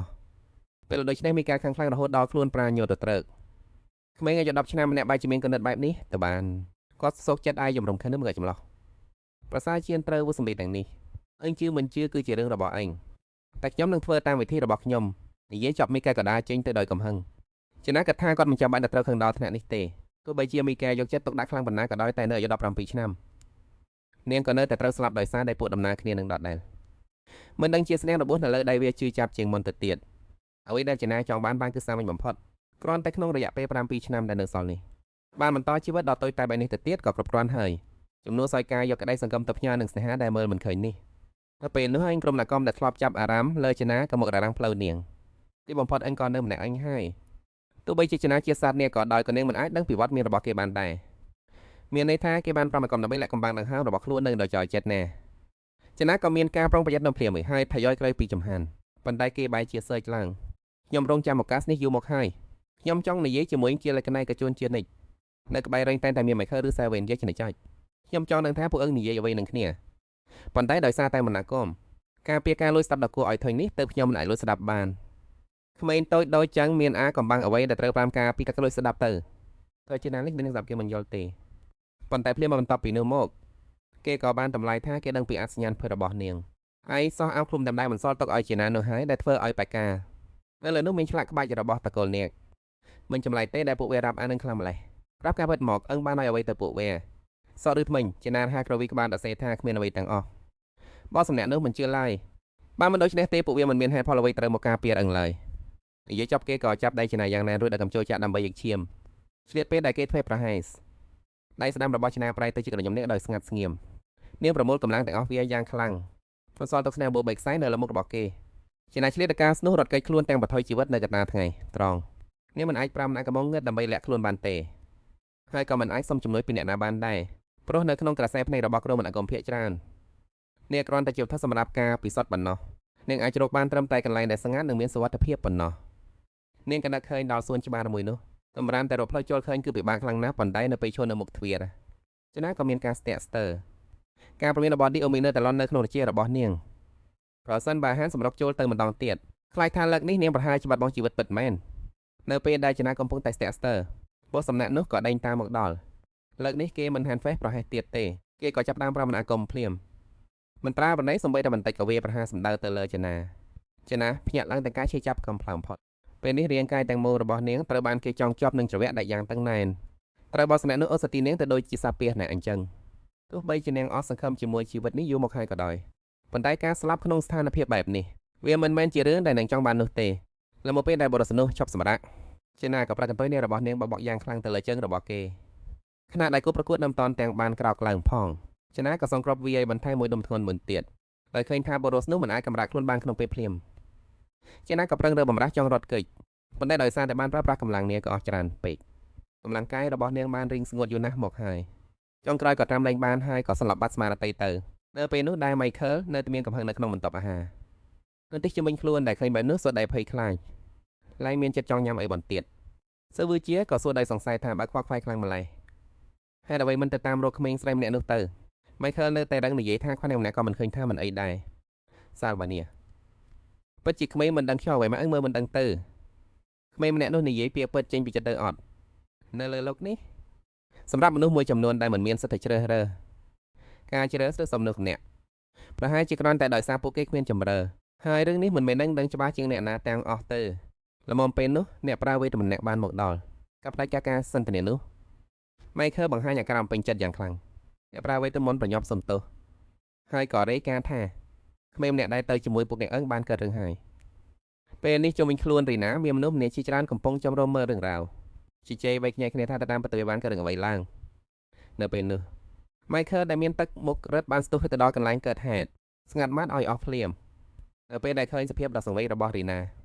Michael ខឹងខ្លាំងរហូតដល់ស្រែកលន់ទូតែអ្នកណាដែលធ្វើឲ្យក្មេងម្នាក់នេះខ្លាយទៅជាបែបនេះកំហឹងរបស់គេពិតជាខ្លាំងក្លាណាស់ធ្វើឲ្យបងវេទមន្តតែមួយរង្គរង្គើសំបីតែអ្នកជំនាញវេទមន្តដែលនៅក្បែរគាត់ក៏ដកដង្ហើមស្ទើរតែមិនរួចដែរ Severga ច្បាស់ពីកម្រិតគ្រោះថ្នាក់នៅពេលដែល Michael បញ្ចេញកំហឹងខ្លាំងបែបនេះទៅប្រញាប់ស្រែកឲ្យគាត់ភ្ញាក់ពីអារម្មណ៍នោះឥឡូវនេះរឿងដែលសំខាន់បំផុតគឺត្រូវព្យាបាលចេណាដំបូងត្រូវតែស្រ័យចំណងតែចង់រកក្មេងស្រីម្នាក់នេះចេញឲ្យអស់ Michael ចាប់ផ្ដើមគ្រប់គ្រងអារម្មណ៍ខ្លួននឹងបានវិញបន្តចំបន្តគាត់សង្កេតឃើញថារាងកាយរបស់ចេណាពេញទៅដោយស្នាមជាមនិងស្នាមដែលបន្សល់ទុកពីការវាយប្រហារដោយវេទមន្តគាត់នឹកឃើញពាក្យដែលចេណាធ្លាប់បាននិយាយមនុស្សតែម្នាក់គាត់ដែលធ្វើឲ្យនាងចង់បន្រស់នៅគឺមានតែខ្លួនគាត់ម្នាក់ប៉ុណ្ណោះគាត់មិនហានសូម្បីតែសមិទ្ធថានៅពេលដែលក្មេងស្រីម្នាក់នេះធ្លាក់ក្នុងគ្រោះថ្នាក់នាងមានអារម្មណ៍អស់សង្ឃឹមខ្លាំងដល់កម្រិតណាទៅគាត់មិនអាចត្រាំបានទៀតទេ Michael បញ្ជាសេវាព្យាបាលចេណាជាបន្ទាន់ចំណែកគាត់បន្តត្រូវតែទៅជួបឪពុករបស់ក្មេងស្រីម្នាក់នេះនៅខាងក្នុងបន្ទប់ធ្វើការរបស់ Diomen Michael បានសម្រុកចូលទៅដោយនិយាយថាគាត់មានរឿងសំខាន់ត្រូវនិយាយគាត់រៀបរៀបទាំងស្រុងអំពីរឿងដែលចេណាត្រូវបានគេធ្វើបាបថែមទាំងសង្កត់ធ្ងន់ថាអ្នកជំនាញវេទមន្តមួយចំនួនបានចាប់ផ្ដើមសង្ស័យពីអសញ្ញាណពិតរបស់ចេណាទៅហើយប៉ុន្តែអ្វីដែល Dio មិនឆ្លើយដល់បំវិញបានធ្វើឲ្យ Michael ស្ងាត់ឈឹងមិនក៏មួយក្បាលនោះចុះវាយ៉ាងម៉េចទៅវិញវាពាក់ព័ន្ធអ្វីនឹងខ្ញុំមិនក៏គឺជាសត្វដែលចង្រៃនឹងក្តាត់កតោមមើលងាយមនុស្សលោកដូចជាស្មើដែលគ្មានតម្លៃមនុស្សដូចជាdiaបើវាកាប់ទៅតែមានមហាវិទៅ Michael បំរុងនឹងប្រកែកប៉ុន្តែត្រូវបានកាប់ទុកខ្ញុំបានប្រាប់រួចហើយក៏មានអារម្មណ៍ផ្ដោតខ្លួនមកលេងឡំមិនក៏នោះមិនមែនជាកូនស្រីរបស់ខ្ញុំទេឬមួយកូនកំពុងតែមានចិត្តអាណិតអាសូរវា Michael មិននឹកស្មានសោះថាលទ្ធផលនឹងខ្លាយជាបែបនេះអារម្មណ៍តែគាត់មានចំពោះជាណាតែគ្រាន់តែជាការអាណិតមែនទេស្រីអូមិននិយាយបនដោយទឹកមុខត្រជាក់ស្រេបចូលលែបងកំណត់ឥតប្រយោជន៍ទាំងនោះចេញហើយកំចាត់អារម្មណ៍ទាំងនេះចោលទៅកុំយកចិត្តអាណិតឬសីលធម៌មកប្រាជាមួយសត្វដទៃប្រភេទប៉ុន្តែយ៉ាងហោចណាស់អ្នកក៏ត្រូវតែទូស្គាល់ថាវាជាសមាជិកនៃបំវេទមិនដែរឬក៏ប្រើវេទមន្តពីនេះឈាមដើម្បីជាពុស្តកដាងទៅលើបែបនេះខ្សែភ្នែករបស់ Diomen ក៏កាន់តែត្រជាក់ខ្លាំងឡើងតើខ្ញុំធ្លាប់បញ្ជាចេញធ្វើរឿងអត់ប្រយោជន៍ជាទាំងនេះដែរឬទេតាំងពីដំបូងមកខ្ញុំចង់តែវាចោលឡើងពីយូរហើយគឺមិនតទេដែលនិយាយថាចង់សិក្សាពីជីវិតរបស់មង្គទៅទុកវាចូលប៉ុន្តែឥឡូវនេះខ្ញុំឃើញថាគ្រាន់តែចង់ការពារវាប៉ុណ្ណោះមើលទៅខ្ញុំពិតជាវាតម្លៃអ្នកភពពេកហើយនៅពេលដែល Dio មានត្រៀមនឹងដើរចេញម៉ៃក៏ខំមាត់សង្កត់ចិត្តអង្វរគាត់តែនេះមិនមែនគ្រាន់តែជាពេកឲ្យសម្ដីរបស់ម្ចាស់បំវេទមិនទៅបាទលោកកំចាស់កាលពីថ្ងៃនោះលោកក៏មិនចាំបាច់ត្រូវទទួលចិញ្ចឹមខ្ញុំដែរបើលោកអាចទទួលចិញ្ចឹមខ្ញុំបានចុះហេតុអ្វីបានជាលោកមិនអាចទទួលយកកូនស្រីបង្កើតរបស់ខ្លួនអឹងបាននិយាយចប់ព្រាមម៉ៃក៏មានអារម្មណ៍ថាដកដង្ហើមមិនរួចមិនតាន់ទាំងបានប្រតិកម្មផងកញ្ចឹងកើតរបស់គេក៏ត្រូវ Dio មានចាប់ច្បាស់យ៉ាងណែនឥឡូវនេះអ្នកចង់លេងល្បែងគ្រួសារទៀតមែនទេកាលពីមុនក៏មានមនុស្សល្ងីល្ងឹមអ្នកដែរព្រោះតែរឿងជាប់ពាក់ព័ន្ធនឹងឈាមជើទៅត្រូវបាត់បង់ជីវិតបងប្រុសរបស់ខ្ញុំក៏សប្បុរសតែជួយសង្គ្រោះពុករបស់អ្នកនឹងអើងមិនដែលភ្លេចឡើយបងប្រុសដែល Dio មានបាននិយាយដល់នោះគឺពិតជាពុករបស់គេមែនមុនពេលដាច់ខ្យល់ពួកធ្លាប់បាននិយាយថាទោះបីមានរឿងអ្វីកើតឡើងក៏ដោយទូពុកនឹងការពារកូនទឹកភ្នែករបស់ Michael ក៏ស្រក់ចាស់មកតាមកន្ទុយភ្នែក Dio មើលសម្លឹងមើលគេដោយខ្សែភ្នែកមើលងាយពិតមែនហើយមនុស្សតែកាន់តែទន់ខ្សោយគឺកាន់តែប្រកាន់ខ្ជាប់នៅរឿងដែលគ្មានន័យទាំងនេះ Michael ខាងរហូតដល់ខ្លួនប្រាណញើទៅត្រឹកហេតុអ្វីបានជាទោះជាកាលពីមុនឥឡូវនេះក៏ដោយគេនៅតែគ្មានសំតបភាពបែបនេះលើកនេះគេតាំងចិត្តថានឹងបដូរផ្ដាច់ទោះបីត្រូវបងថ្លៃដោយអ្វីក៏ដោយក៏ត្រូវតែការពិចារណាឲ្យបានក្នុងពេលជាមួយគ្នានោះកំពុងតែមើលថៃជីននាងបានទេដឹងខ្លះហើយអំពីរឿងរ៉ាវដែលកើតឡើងក្នុងប៉មវេទមុនអ្នកដែលបង្កើយមានភាពវឹកវរភាកច្រើននឹងត្រូវទទួលការដាក់ទណ្ឌកម្មយ៉ាងធ្ងន់ធ្ងរជាពិសេសគឺចំពេលដែលត្រូវដាក់ជលផលនៃការស្រាវជ្រាវបែបនេះនាងប្រកាសជាអ្នកប្រើវេទមន្តតំណាក់នោះបានដឹងពីអត្តសញ្ញាណពិតរបស់ជាណារួចចង់យកក្មេងស្រីម្នាក់នេះទៅធ្វើជាវត្តទេស្តសាកល្បងទៅបានជាបង្កើយមានសោកនាដកម្មនេះឡើងក្រោយមកសេលវិញយីស្អប់ខ្លួននឹងដែលមិនអាចចេញមកកាត់ទូសំនោះម្នាក់នោះដោយដៃខ្លួនឯងប៉ុន្តែនាងក៏ព្រួយបារម្ភថាម្ចាស់ប៉មវេទមិននឹងមិនយល់ព្រមឡើយព្រោះច្បាប់នៃប៉មវេទមុនគឺការពារតែសមាជិករបស់ប៉មតែប៉ុណ្ណោះតែយេណាច្បាស់ថាមិនមែនជាសមាជិកនៅទីនោះទេបើនាងហានចេញមកដោយខ្លួននាងក៏នឹងត្រូវគេដាក់ពិន័យដែរក៏ពេលដែលយេណាកំពុងតែគេងយល់សប្តាហ៍អាក្រក់សិលវិញក៏អាយក្បាលនាងថ្នមដើម្បីលងលោមអ្នកក៏ស្មានមិនដល់ថាបាននាងរអ៊ូហើយក្នុងសុបបន្តាម៉ាអើយនាងចង់ចាំបានយ៉ាងច្បាស់ថាម្ដាយរបស់ជេនតាបារិចបានស្លាប់តាំងពីសម្រាលកូនរួចភ្លាមសម្បីតែមុខមាត់របស់អ្នកម្ដាយក៏យេនមិនតាន់តែបានឃើញច្បាស់ផងប៉ុន្តែតាមសភាកូដក្មេងស្រីម្នាក់នេះនៅតែចាត់ទុកអ្នកម្ដាយជាទីពឹងតែមួយគត់របស់នាងគេណាបានតែកាន់បំណអាគមដើម្បីកោពុកប៉ុន្តែទោះជាមានឪពុកឬអត់ក៏មិនខុសគ្នាប៉ុន្មានដែរប្រហែលជាតតែដល់ពេលពេញវ័យទៅហើយស្នាងរបស់ក្នុងចិត្តមួយនេះនឹងនៅតាមលងបន្លាចនាងរហូតទៅបន្ទាប់មកសើចចំអាកឲ្យខ្លួនអឹងយ៉ាងជូរចត់ពេតមែនហើយនឹងចាស់ទឹកច្រើនហើយរហូតដល់ចេះបើវាច្រើនរឿងម្លេះព្រាមនោះម៉ៃក៏ត្រឡប់មកវិញតាមចាស់ប៉មបាននិយាយអ្វីខ្លះសេលហ្វីសួរដោយក្តាប់ថ្មិញណែនក៏និយាយថាគេណារត់ឬស្លាប់មិនមែនជារឿងសំខាន់នោះទេបើវាស្លាប់ព្រោះតែរឿងនេះកាន់តែអត់ទៅទៀតប៉ុន្តែទោះបីចំចាស់ប៉មនិយាយបែបនោះក៏ដោយក៏មានថ្ងៃអត់ទោសឲ្យអ្នកដែលធ្វើបាបជានោះទេបន្ទាប់មកសេលវីសាងជាមួយនឹងក្រសែភ្នែកមុតស្រួចក៏យូរដែរហើយដែលខ្ញុំមិនបានដោះស្រាយជាមួយមនុស្សដែលគួរតែស្លាប់បែបនេះរឿងនេះប្រកល់មកឲ្យខ្ញុំចោះយ៉ាងណាក៏ដោយមកដល់ពេលនេះហើយខ្ញុំក៏គ្មានអ្វីត្រូវខ្លាចទៀតដែរអ្នកប្រហែលជាមិនដឹងទេមនុស្សដំបងដែលធ្លាប់ត្រូវគេដាក់ទណ្ឌកម្មនៅក្នុងបំមិនអាគមគឺជារូបខ្ញុំនេះឯងហើយមនុស្សដែលគួរឲ្យចាប់អារម្មណ៍ដូចជាគេណាតាមមិនគួរតែជាមនុស្សដែលត្រូវគេធ្នុថ្នមឲ្យបានច្រើនជាងនេះទៅថ្ងៃបន្ទាប់ក៏ដល់ពេលដែលពួកអ្នក5នៅក្រមត្រូវដាក់ស្នាដៃស្រាវជ្រាវរបស់ខ្លួនម្នាក់សុទ្ធដែលអួតពីសមិទ្ធផលរបស់ខ្លួនមានតែបូសម្នាក់ប៉ុណ្ណោះដែលស្ងៀមសង្វាត់លាក់ខ្លួននៅជ្រុងម្ខាងគេនឹងហើយគឺជាអ្នកដែលបង្កាហេតុដាក់គេណាស្រាប់តែមានបរិសុទ្ធមួយសម្នាក់ហើយគេដាក់ឯកសារទៅដល់ណាហើយនឹងអត់ក្មេងដែលតែងតែដើរជាមួយ Michael ពីម្សិលមិញគឺរងរបួសធ្ងន់ណាស់ដួលស្លាប់នៅខាងក្រៅនោះឥឡូវ Michael V កំពុងតែខឹងខ្លាំងណាស់កំហានទៅប៉ះពាល់ពួកគាត់ឲ្យសះឬបែបនោះបរិសុទ្ធម្នាក់នោះក៏ភ័យរហូតដល់ញ័រខ្លួនហើយបញ្ញាប់រកលេសដើរចេញទៅគេមានការភ័យស្លន់ស្លោដល់កម្រិតបំផុតព្រោះតែវ៉ែនតារបស់គេបានធ្លាក់នៅកន្លែងកាត់ហេតុនោះបើក្មេងម្នាក់នោះដឹងខ្លួនឡើងមកធ្វើជាសាក្សីគេច្បាស់ជាជាប់ជីវិតមិនខានគេលងលោមចិត្តខ្លួនឯងថាមិនអីទេវាគ្មានមែនជាសមាជិកបងមិនអាក្មួយណាគ្រាន់តែសម្លាប់វាបំបត្តិមកទៅគឺសុវត្ថិភាពជារៀងរហូតភ្លាមនោះ Sylvia ក៏និយាយឡើងដោយសំឡេងត្រជាក់ស្រេប Movin Club គឺអ្នកមែនទេដែលបន្តការសាច់គេបានបកស្រាយ Sylvia ក៏ចាប់ផ្ដើមនៅអំភ្លឹងមកភ្លាមវឡោយកសរមិនអស់បានលេចចេញមកឲ្យចង់រឹតគេយ៉ាងណែនក្នុងមួយប៉ាប្រជាភ្នែកមិនអាគមទាំងអស់របស់គេក៏ត្រូវបានធ្វើឲ្យអស់ប្រសិទ្ធភាពទាំងស្រុងហូរសំឡេងវាធ្ងន់ដោយការឈឺចាប់ Savinia គឺឲ្យស្ដាយណាស់បងស្រីរបស់ខ្ញុំមិនតកឱកាសឲ្យយើងដៃតល់តែសោះបន្ទាប់មកSaviniaក៏ចាប់វាគុំនៅក្នុងកកងងឹតមួយសប្តាហ៍ពេញនាងឲ្យវាពឹកតែទឹកប៉ុណ្ណោះហើយមិនអនុញ្ញាតឲ្យតេកលក់ឡើយប៉ុន្តែសម្រាប់នាងធ្វើបែបនេះនៅតែមិនទាន់គ្រប់គ្រាន់ទេព្រោះការឈឺចាប់ដែលសេណាវាលើសពីនេះរាប់រយដងអាបោះនោះក៏ប្រញាប់ដាស់សារធ្វើឲ្យក្មេងជាតិដែលចង់ធ្វើបាបសេណាទេគ្រាន់តែចង់រកជំនួយបន្តិចបន្តួចប៉ុណ្ណោះប៉ុន្តែធ្វើឲ្យSaviniaកំហឹងឡើងឆេះឈួលនឹងសប្តាហ៍សងនិយាយការពិតមែនទេមិនបានគិតចង់យកនាងទៅធ្វើជាថប់ពិសោធន៍ទៅបន្ទាប់មកគេប្រវញ្ចយកប្រយោជន៍ជាពីនាងរួចហើយបោះបង់ចោលនាងមែនទេមនុស្សប្រភេទទាំងខ្ញុំឃើញច្រើនមកហើយមិនចាំបាច់ខ្ជះខ្ជាយពេលពន្យល់ប្រាប់ខ្ញុំទេបន្ទាប់ពីSaviniaដោះវ៉ែនតារបស់វាចេញមកដោយ5ណាកប់ដានខ្ញុំបានឃើញអស់ហើយនៅអ្វីដែលលឹងបានធ្វើចំពោះសេណាចង់ធ្វើពីសនមែនទេល្អណាស់ខ្ញុំក៏ត្រូវការឲ្យយើងជួយការងារមួយដែរខ្ញុំមានថ្នាំប្រភេទមួយដែលកំពុងតែធ្វើការសាក់កបងកុំបានរំភើយប្រសិនបើមានបញ្ហាអ្វីកើតឡើងខ្ញុំនឹងព្យាបាលឡើងវិញរួចហើយនាងក៏បានធ្វើពីសនលើវាទៀតចង់អ្នកដតីទៅធ្វើជាវត្ថុពិសោធន៍នឹងក៏ត្រូវតែត្រៀមចិត្តសម្រាប់ខ្លាយជាវត្ថុពិសោធន៍ដូចគ្នាដែរមែនទេនិយាយចប់ហើយSaviniaក៏ចាត់ថ្នាំក្តៅពោះស្រោចលើដងខ្លួនរបស់វាភាពជឿចាប់ដូចជារាស៊ីតកំពុងតែលេខស៊ីសាច់លុបពីស្បែកនឹងកាយរបស់វាចំណែកកេសេណាវិញកំពុងតែសន្លប់មិនដឹងខ្លួនស្មារតីរបស់នាងបានវិញចូលទៅក្នុងលំហាត់ដងងឹតមួយទោះបីជាវាតែស្អាតប៉ុន្តែនាងបែរជាមិនមានអារម្មណ៍អ្វីទាំងអស់ប៉ុន្តែក្នុងជាតិមុនឬជាតិនេះនាងសុទ្ធតែគ្មានកន្លែងសម្រាប់ទៅការដាក់សួររបស់នាងក៏គ្មានន័យអ្វីដែរជាមួយនឹងគំនិតអវិជ្ជមានទាំងនោះ សេណាក៏ចាប់ផ្ដើមលើច្រឡងជ្រៅទៅក្នុងច្រោះនៃភាពអស់សង្ឃឹម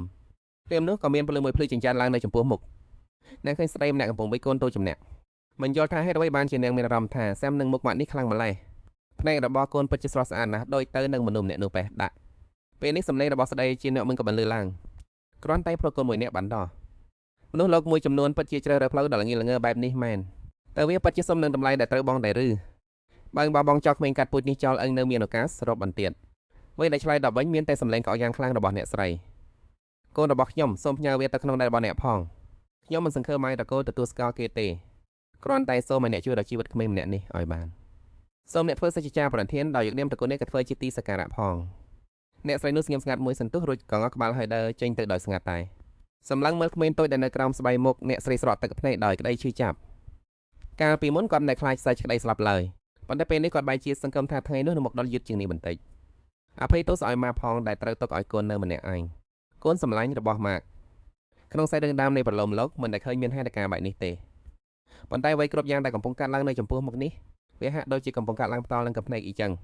ច្បាស់ឡាស់ដល់ថ្នាក់ក្របពួរដែលមានលម្អិតទាំងអស់ប្រហែលជានេះគឺជាការចងចាំដែលនឹងបានបំភ្លេចចោលទៅហើយ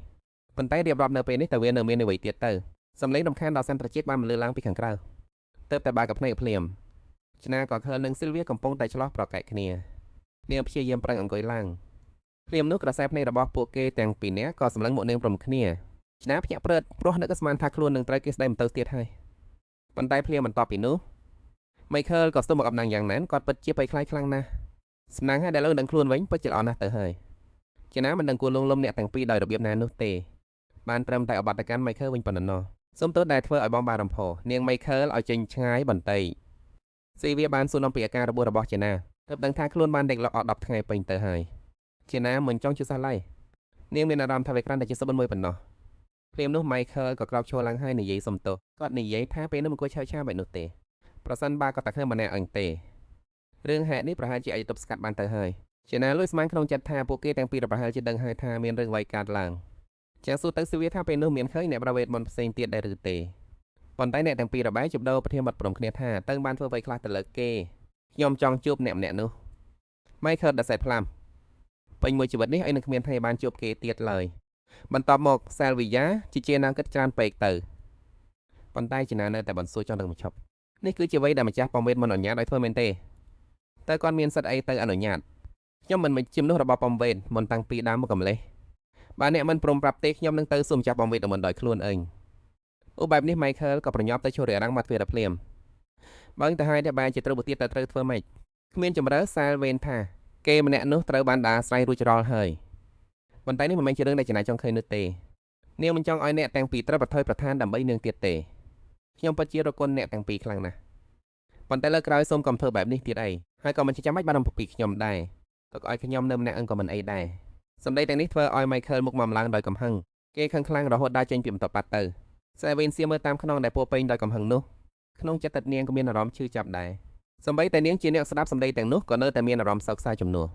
កុំថាលើម៉ៃខើលទៅប៉ុន្តែនាងអាចមិនខ្វល់ខ្វាយពីក្មេងស្រីម្នាក់បានទេទោះបីជាស្ថិតក្នុងស្ថានភាពគ្រោះថ្នាក់គៀកចិត្តបែបនេះក៏ដោយក៏នៅតែព្យាយាមធ្វើជំនួសរឹងមាំ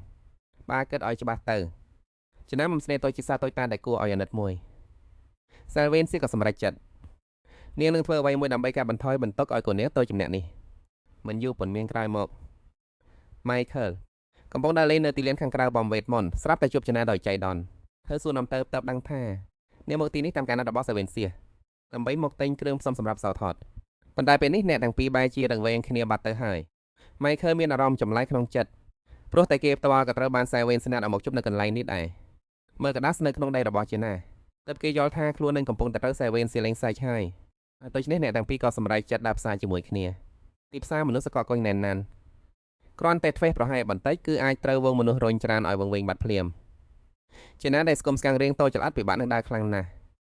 ម៉ៃខើលដកដង្ហើមធំដោយអស់ជម្រៅរួចក៏លើកដៃទៅចាប់ដៃនាងបណ្ដាហើយនិយាយថាបើវងវែងនេះគឺរឿងធំហើយណារេណាទោះបីជាស្ទាក់ស្ទើរខ្លះដែរប៉ុន្តែនាងនៅតែចាប់ដៃរបស់ម៉ៃខើលនៅតែធ្វើពេលឆ្មើងឆ្មៃដែរគេនិយាយថាខ្លួនមិនបានចង់ដើរលេងជាមួយរេណានោះទេវាគ្រាន់តែជាការរបស់បំពេញបែបតែសែលវីជីងជាបានប្រកល់ឲ្យប៉ុណ្ណោះប៉ុន្តែក៏ទៅវាជារឿងកំណាស់តែបានចេញមកក្រៅបែបនេះគេចាប់ដើមមើលទៅជុំវិញខ្លួនថាដើមមានឲ្យក្មេងលេងខ្លះបន្ទាប់មកគេក៏ចោះឈ្មោះឲ្យរេណាចូលរួមប្រកួតគប់ព្រួញចំពេលដែលមានការណែនាំយ៉ាងរំភើប ដូច្នេះដែលជាបីគ្នារីក្មេងជាងគេបានឡើងលើឆាកទោះបីជាមិនស្ដឹងរឿងអ្វីក៏ដោយ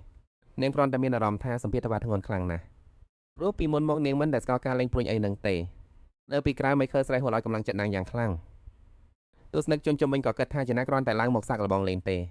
ប៉ុន្តែចនាបានបើកភ្នែកនាងរួចក៏ព្រួញមួយយ៉ាងស្រាលស្រទន់ព្រួយនោះហៅកាត់ខ្យល់យ៉ាងលឿនហើយចាក់ចំចំកណ្ដាលផ្ទាំងគោលដៃបានដោយព្រួញទី2ទី3ព្រួញទាំង3ត្រូវបានចាក់ចូលចំណុចតែមួយយ៉ាងត្រឹមត្រូវទស្សនិកជនមានការរ៉ាប់ភ្ញាក់ផ្អើលយ៉ាងខ្លាំងមិនគួរឲ្យជឿតើកំណត់ត្រា6ឆ្នាំនឹងត្រូវក្មេងម្នាក់នេះបំបែកមែនទេម៉ៃឃើលឈរនៅក្បែរនោះដោយស្ងប់ស្ងាត់ហាក់បីដូចជាការដែលពូនស្រីរបស់គេខ្លាំងបែបនេះគឺជារឿងធម្មតាបំផុតខណៈអង្គបោសនៈក៏ដើរចេញពីវងមនុស្សគេគឺជាម្ចាស់ជាងឯកនៃការប្រកួតគប់ព្រួញលើកមុនដើមឡើយគេគិតថានឹងយកប្រាក់រង្វាន់លើកនេះទៅទិញស្រាពឹកមិននឹកស្មានថាត្រូវក្មេងក្បាលខចំណែកនេះមកកំទេចផែនការឡើយទៅពេលដែលគេត្រៀមនឹងគប់ព្រួញរបស់គេស្រាប់តែចំពោះប្រវ័យម្យ៉ាងរួចដួបកម្មមកទៅនឹងដីគេងើបឡើងវិញទាំងស្រវាំងស្មារតីមិនយល់ថាហេតុអ្វីបានជាធ្វើខុសឆ្គងយ៉ាងនេះទេតាមពិតទៅទាំងអស់នេះគឺជាបិចរបស់ Michael ដែលគេប្រើវេទមន្តមកកាត់ជាសរសៃអំបោះដើម្បីឲ្យគូប្រកួតទូបន្តទៀតជាតផលជើងអីគឺជារបស់ចនាដោយគ្មានអ្វីត្រូវសង្ស័យឡើយសម្លេងទៀតដែលបាននៅឡើងគ្រប់ទីស្ទីតាមក្បួនខ្នាតអ្នកឈ្នះមានសិទ្ធិជ្រើសរើសរង្វាន់មួយមានទាំងមាសប្រាក់និងឧបករណ៍តន្ត្រីវេទមន្តទន់ដៃចនាមិនត្រូវការរបស់ទាំងនោះទេនឹងចង្អុលទៅកណ្ដាលខ្លះមុំហើយទទួលចង់បានតែមួយមុខអ្នកវិថីក៏មានភាពរអាក់រអួលព្រោះវាគ្រាន់តែជារបស់សម្រាប់តាំងបង្ហាញតែប៉ុណ្ណោះប៉ុន្តែចនាក្មេងគឺបែបនេះហើយពិបាកនឹងប្រកែកណាស់និយាយឲ្យបន្តិច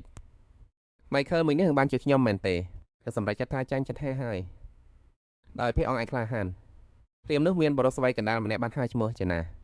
ាទៅជាមួយបងប្រុសឯចឹងឯងក្មេងតូចពេលលោកជាថាតួសកលបែបនេះមីឆាលមានអារម្មណ៍ប្បាយចិត្តខ្លាំងណាស់ព្រោះក៏ហុចស្ករក្រាមមួយគ្រាប់ឲ្យចនាហើយនឹងក៏ដាក់ចូលក្នុងមាត់ភ្លាមរសជាតិផ្អែមល្ហែមរ៉ាដាល់ពេញមាត់ឆ្ងាញ់ទេបើចូលចិត្តចាំបងប្រុសទិញឲ្យទៀតណាចនាបែរទៅលោកមីឆាលតែមិនទាន់តែបានបើកមាត់ផងមីឆាលកំពុងរងចាំតែអន្ទះសាច់ចង់ឲ្យនឹងហៅគេថាបងប្រុសតែស្នោះក៏ប្រញាប់សុំតែនប៉ុន្តែស្រាប់តែមីឆាលផ្ទុះកំហឹងឡើងចោះបើអានមិនមែនជាបងប្រុសចោះមិនវិញមានបញ្ហាអីមែនទេជាណាមានការភ័យខ្លាចថាអាចនឹងមានរឿងមិនល្អកើតឡើងនាងក៏អបកែវសាក្រាបថ្មួយរួចស្រែកហាខ្លាំងមិនថាបងប្រុសតែញ៉ានេះឲ្យអូនទៅអូនចង់សាក្រោះជាផ្សេងទៀតបានទេដូច្នេះហើយទៅបោះស្នោឲ្យរួចផុតពីស្ថានភាពដ៏លំបាកមួយនេះចំណែកមីឆាលវិញមកឡើងក្រហមដោយភាពរំភើបខ្លាំងបំផុតបន្តមកគេស្ទើរតែបោះសម្អាតតំណែងអស់ពីហាងជុំវិញនោះពេញរបស់គ្រប់យ៉ាងឲ្យចនាក្មេងតូចបើហូបស្ករគ្រាប់ច្រើនពេកនឹងពួកថ្មិញណាក្នុងមួយថ្ងៃបងឲ្យអូនហូបតែមួយគ្រាប់ទេចោះមិនឲ្យច្បាយគ្រាប់ទៅបើអូនចង់បានខាងដល់ថ្នាក់នឹងចឹងពីគ្រាប់ចោះមីឆានមិនដឹងខ្លួនតើសោះថាចនាកំពុងតែតាមចិត្តដើម្បីលួលលំគេប៉ុណ្ណោះអ្នកទាំងពីរអង្គុយសម្រាកមីឆានហុចស្ករគ្រាប់មួយគ្រាប់ឲ្យចនាឈុសសាច់ចិត្តដល់ផែមធ្វើឲ្យនាងមានអារម្មណ៍ថាមានសុភមង្គលចនាចាប់ផ្ដើមរងចាំស្ករគ្រាប់រកចិត្តថ្មីនៅថ្ងៃសរសៃសេចក្តីរំពឹងតូចតាចទាំងនោះឯងដែលធ្វើឲ្យនាងមានអារម្មណ៍ថាជីវិតពោពេញដោយភាពរីករាយសម្បីតែចាប់ផ្ដើមមានក្តីសង្ឃឹមសម្រាប់ថ្ងៃស្អែកព្រាមនោះមីឆានក៏សម្រេចចិត្តមួយយ៉ាងគេនឹងបង្រៀនវេទមន្តឲ្យចនាដោយផ្ទាល់ចនាមានការភ្ញាក់ផ្អើលយ៉ាងខ្លាំងព្រោះនៅក្នុងពិភពពុកនេះការដែលមន្តអាគមម្នាក់ព្រមបង្រៀនអ្នកតីដោយផ្ទាល់គឺជារឿងដែលកម្រិតកើតមានឡើងខ្លាំងណាស់ព្រោះថានៅណាទីក៏ស្ដាយពេលវេលានឹងការស្រាវជ្រាវតែមានតម្លៃរបស់ខ្លួនដែរប៉ុន្តែមិនឆាននៅតែតូចចង់ឲ្យរៀននៅក្នុងបំវេតមន្តចង់រករៀនមានជីវិតត្រូវតែរៀនការពារខ្លួនឯងអ្នកណាក៏ដឹងដែរថាមន្តអាគមអ្នកសុទ្ធតែមានធាតុដែលស័ក្តិសមជាមួយខ្លួនចំណែកមីឆាផ្ទាល់គឺជាអ្នកជំនាញវេទមន្តនៃធាតុពលឺតែអ្នកចង់សាកល្បងមើលទេថាអំណាចក្នុងការគ្រប់គ្រងខ្យល់និងអាកាសធាតុវាបែបណាតែផ្នែកហើយយកដៃទាំងពីរមកជិះគ្នារួចស្រមេថាវេទមន្តកំពុងប្រមូលផ្ដុំជារូបរាងបាល់បន្តមកស្របយកខ្យល់ឲ្យចូលមកដោយមិនដឹងខ្លួននៅក្នុងដៃរបស់ចេណាក៏ស្រាប់តែលេចចេញជាបាល់តូចមួយ Michael ប្រាប់ម្នាក់ទៀតកុំតន់ឈប់ឲ្យសះការបង្កើតបាល់វេទមន្តតូចបែបនេះវាជារឿងធម្មតាទេព្រោះជាទូទៅមនុស្សម្នាក់អាចទទួលបានមន្តអាគមតែមួយប្រភេទប៉ុណ្ណោះពីពុកកំដាយប៉ុន្តែចេណានឹងបានរៀនវេទមន្តងឹតរួចទៅហើយបន្តចំតង់ Michael ក៏ចាប់ផ្ដើមដឹងថាមានអ្វីម្យ៉ាងខុសប្លែកខ្យល់នៅជុំវិញខ្លួននាងហាក់ដូចជាកំពុងត្រូវស្រូបចុះទៅក្នុងរន្ធថ្មើរវាមកផ្ដុំជុំវិញខ្លួនចេណាម្ចប់សោះដំបូងគាត់គិតថាប្រហែលមកពីចេណាជាកូននេះទៅទទួលបានពរជ័យខាងមន្តអាគមប៉ុន្តែពេលឃើញភាពស៊ីសង្វាក់គ្នាយ៉ាងចម្លែករវាងចេណានិងថាពលវេទមន្តនោះគាត់ក៏នឹកឃើញឡើងប្រហែលជានាងបានទទួលទេពកោសលវេទបំពីមហាបណ្ឌិតវេទមន្តហើយពេលនេះចេណាត្រូវបានខ្យល់គួចពុតជុំវិញខ្លួនជាចិត្តអស់ហើយ Michael ភ័យស្លន់ស្លោស្រែកប្រាប់ឲ្យនាងចុះភ្លាមប៉ុន្តែចេណាមិនចេះវិធីបញ្ចប់វាអត់ទេដោយស្ដាប់តាមសម្ដីរបស់គាត់នាងក៏រុញដៃទាំងពីរចេញទៅខាងក្រៅភ្លាមនោះកម្លាំងខ្យល់គួចដល់ខ្លាំងក្លាក៏ផ្ទុះឡើងខ្ទាតនាងឡើងទៅលើអាកាស Michael ស្លាងកាំងស្ទើរនិយាយមិនចេញគាត់បានត្រឹមតែបើកភ្នែកទំពូមើលចេណាខ្ទាតទៅឆ្ងាយពីដៃរបស់គាត់នាងនៅតែជាកូននាងទោះបីជាអាចខ្លាយខ្លួនជានាងក៏មិនអាចឆោះហើបានតែបើនាងធ្លាក់ផ្ទាល់ទៅនឹងដីបែបនេះផលវិបាកនឹងមិនអាចស្មានដល់ឡើយដែលមិនអស់សង្ឃឹម ចំណាលើកដៃឡើងកំណត់ប្រើប្រាស់វេទមន្តអំបញ្ញមិនម្ដងទៀតដើម្បីចោះឲ្យចាត់ឲ្យមានសុវត្ថិភាពក្នុងសំឡេងផ្ទុះយ៉ាងខ្លាំងនេះក៏ចុះចិត្តដល់ដៃដោយសុវត្ថិភាពពេលដែលដឹងខ្លួនឡើងវិញចំណាក៏រកឃើញថាខ្លួននឹងកំពុងអង្គុយពីលើនរណាម្នាក់នាងភ័យរហូតដល់និយាយសុំទោសគេមិនឈប់នឹកស្មានថាខ្លួននឹងបានសង្កត់អ្នកដតីរហូតដល់ស្លាប់ទៅហើយប៉ុន្តែនៅជុំវិញខ្លួនស្រាប់តែមានអ្នកតែសិតគេកំពុងសរសើរនឹងថាធ្វើបានល្អណាស់តាមពិតទៅម្នាក់នោះគឺជាចូលដល់ល្បីឈ្មោះម្នាក់នៅក្នុងផ្សារពេលនេះមានយុវជនម្នាក់ដើរចេញពីវងមនុស្សមកសូមអនុញ្ញាតឲ្យខ្ញុំនិយាយវិញបន្តិចបានទេសក់ពាន់ថ្នោតភ្នែកពន្ធក្រហមដូចឈាមនិងកិរិយាថ្លៃថ្នូររបស់គេធ្វើឲ្យចេណាស្រឡាំងកាំងយុវជននោះស្រាប់តែលុតចង្កមកខាងចុះរួចថាបដៃនាងដោយការគោបអាគុណខ្លាំងណាស់ដែលអ្នកបានជួយមីនេះចោលម្នាក់នោះបានលុចវត្តមានតម្លៃរបស់តកូខ្ញុំទៅចេណាមានអារម្មណ៍ភ័យបន្តិចចំពោះទង្វើរបស់យុវជនម្នាក់នោះតាមរយៈរបៀបនិយាយនិងរបៀបស្លៀកពាក់ចេណាក្មេងប្រុសសម្នាក់នេះប្រហែលជាកូនប្រុសរបស់តកូលអភិជនាមួយជាមិនខានដែលមានឋានៈខ្ពស់ទោះបីជាខ្ញុំមិនអាចប្រាប់ពីអត្តសញ្ញាណនិងឈ្មោះរបស់ខ្ញុំបានក៏ដោយប៉ុន្តែខ្ញុំនឹងសង្កត់អ្នកឲ្យបាននិយាយចប់គេក៏ឲ្យថងលើមួយឲ្យទៅនាងឃើញចេណាមិនមានបដកម្មអ្វីទាំងអស់គេក៏ស្មានថាទំហំលុយនេះទៅជាពេកសម្រាប់នាងក៏ប្រញាប់ឆាយរកមើលលើខ្លួននឹងថាមានអ្វីផ្សេងទៀតដើម្បីបាសនរអត់ចេណាប្រញាប់ដល់សេថានេះមិនត្រូវការអ្វីទាំងអស់ព្រោះការចាប់ចោលនោះគ្រាន់តែជារឿងចៃដន្យប៉ុណ្ណោះប៉ុន្តែទោះជាយ៉ាងណាសង្ឃឹមថាអ្នកកុំដាក់សេតៃណាប៉ុន្តែចេណានាងបាយជាគិតថាកម្លាំងដែលនាងបានចំណាយទៅបើធៀបនឹងការរបស់ស្នងនេះគឺវាច្រើនលើសសន្លប់ពេកហើយធ្វើឲ្យនាងពិតជាមិនអាចទទួលយកដោយចិត្តស្ងប់បានឡើយនាងតែក្រោយមករងនឹងដៃចេញតែគេក៏ប្រញាប់ដេញតាមភ្លាមម្ដាយរបស់ខ្ញុំធ្លាប់បានប្រាប់ថាដៃខាត់មិនអាចឲ្យអ្នកមានកន់ត្រឡប់ទៅដៃទៅទេបានឡើយចេណាចាប់ផ្ដើមមានអារម្មណ៍ថាមនុស្សម្នាក់នេះពិតជាពិបាកចូលខ្លាំងណាស់ជួនកាលសាក់បងរឹងទៅតឹងនឹងពុកម្ដាយខ្លះក៏មិនអាក្រក់ប៉ុនមានដែរនឹកស្មានថាកំណត់នោះធ្វើឲ្យគេមានអារម្មណ៍ត្រូវគ្នាជាមួយនាងអ្នកក៏គិតបែបនេះដែរមែនទេក្នុងពេលនោះវិញវងមនុស្សនៅឆ្ងាយក៏ចាប់ផ្ដើមចលេចចលមានក្រុមទាហានសេះមួយក្រុមកំពុងសួរនាំគ្រប់គ្នាដើម្បីតាមរកអ្នកណាម្នាក់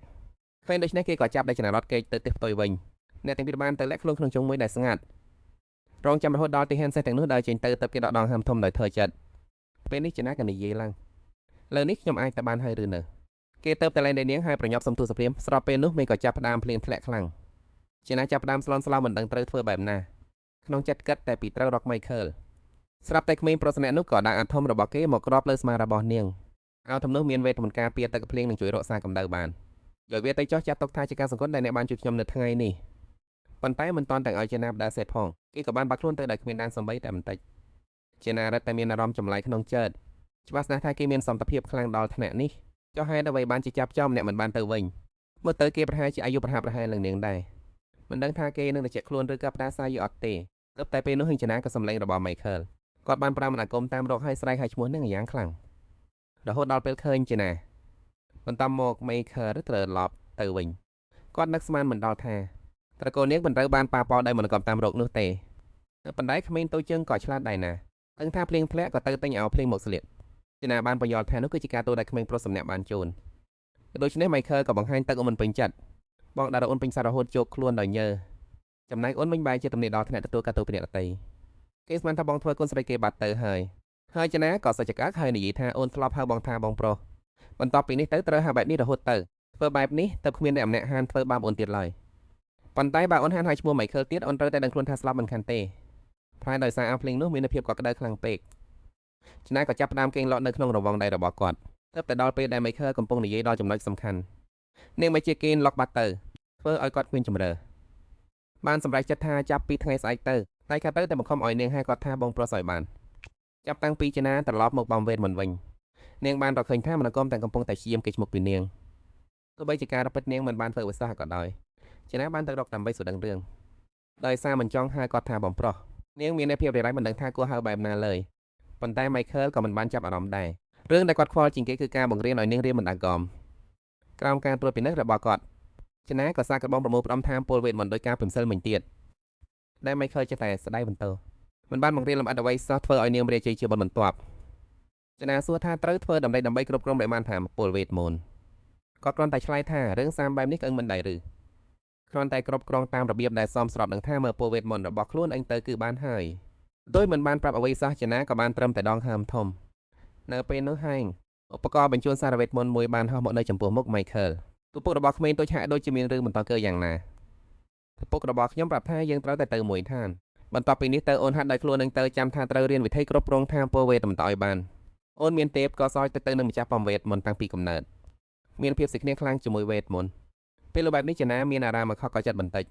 តាមពិតទៅសមត្ថភាពរៀនវេតមុនលឿនរបស់នាងមិនមែនមកពីការខ្លាយជាតកូលនាងនោះទេតែមកពីទេពក៏តែមានពីកំណើតមិនចម្លែកទេដែលនាងរៀនវេតមុនខំមើបានលឿនជាងបងប្អូនជីនោះមួយដែលមានឈាមសុទ្ធទៅទៀតក៏មិនចម្លែកដែរដែលមិញតែងថានាងថាជាកូនកាត់ចុះបើទោះបីជានាងជាកូនស្រីរបស់គណៈនោះក៏យ៉ាងមិនដែរចំពោះនាងឪពុកគណៈនោះមិនមានសារសំខាន់អ្វីតតែសោះមិនយូរប៉ុន្មានឌីយ៉ាមីលម៉ៃខឺលដោយមានអារម្មណ៍ថាហត់បន្តិចទៅគាត់បើបង្អួចបន្ទប់ហើយជីដានកំពុងដេកលក់នៅលើដើមឈើ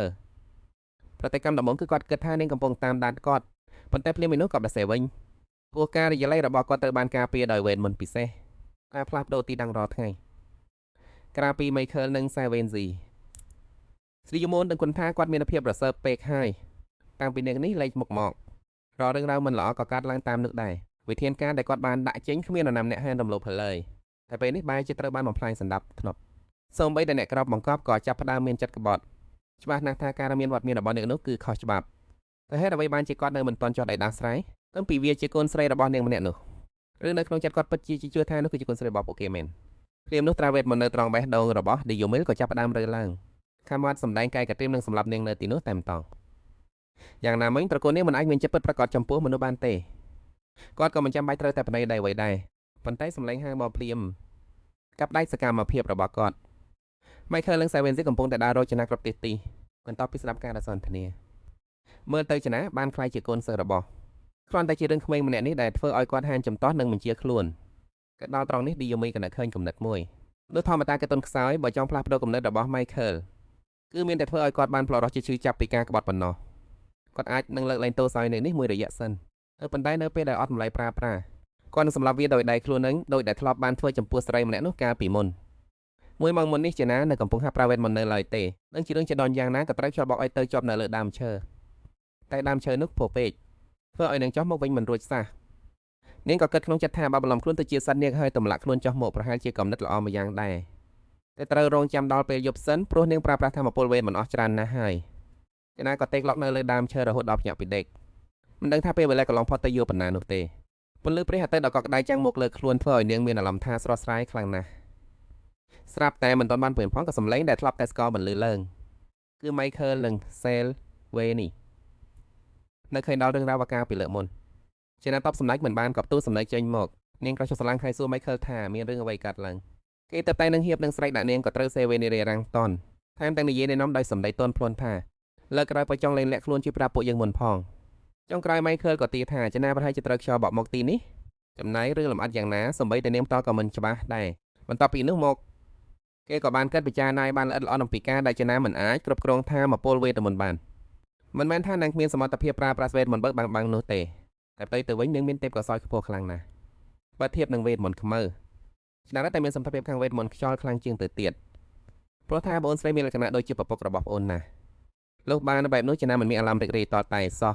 នាងក៏សួរទៅកាន់ម៉ៃខឺលថាតើលោកមែនទេដែលយកនាងមកដាក់ដើមឈើពេលដែលនាងកំពុងដេកលប់នោះគេក៏ខឹងឡើងភ្លាមដោយនិយាយថាតើធ្វើដូចចំណេចទៅខ្ញុំកំដៅរកគ្រប់កន្លែងតែមិនឃើញសោះជាណាក៏ងឿងឆ្ងល់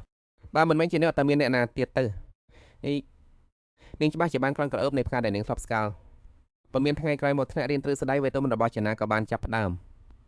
ម៉ៃខឺលយល់ឃើញថាមុននឹងឈានដល់ការអនុវត្តជាក់ស្ដែងគឺត្រូវតែចេះដឹងមូលដ្ឋានគ្រឹះឲ្យបានរឹងមាំសិនគេរសេពេញក្តារគេតែជាណាមិនយល់អ្វីទាំងអស់ចុងក្រោយគេក៏ទម្លាក់កំហុសទៅលើសៀវភៅសិក្សារួចក៏មកឲ្យកូនចៅពីអ្នកទៀតលើកក្រោយត្រូវជ្រើសរើសសៀវភៅណាដែលងាយយល់ជាងនេះ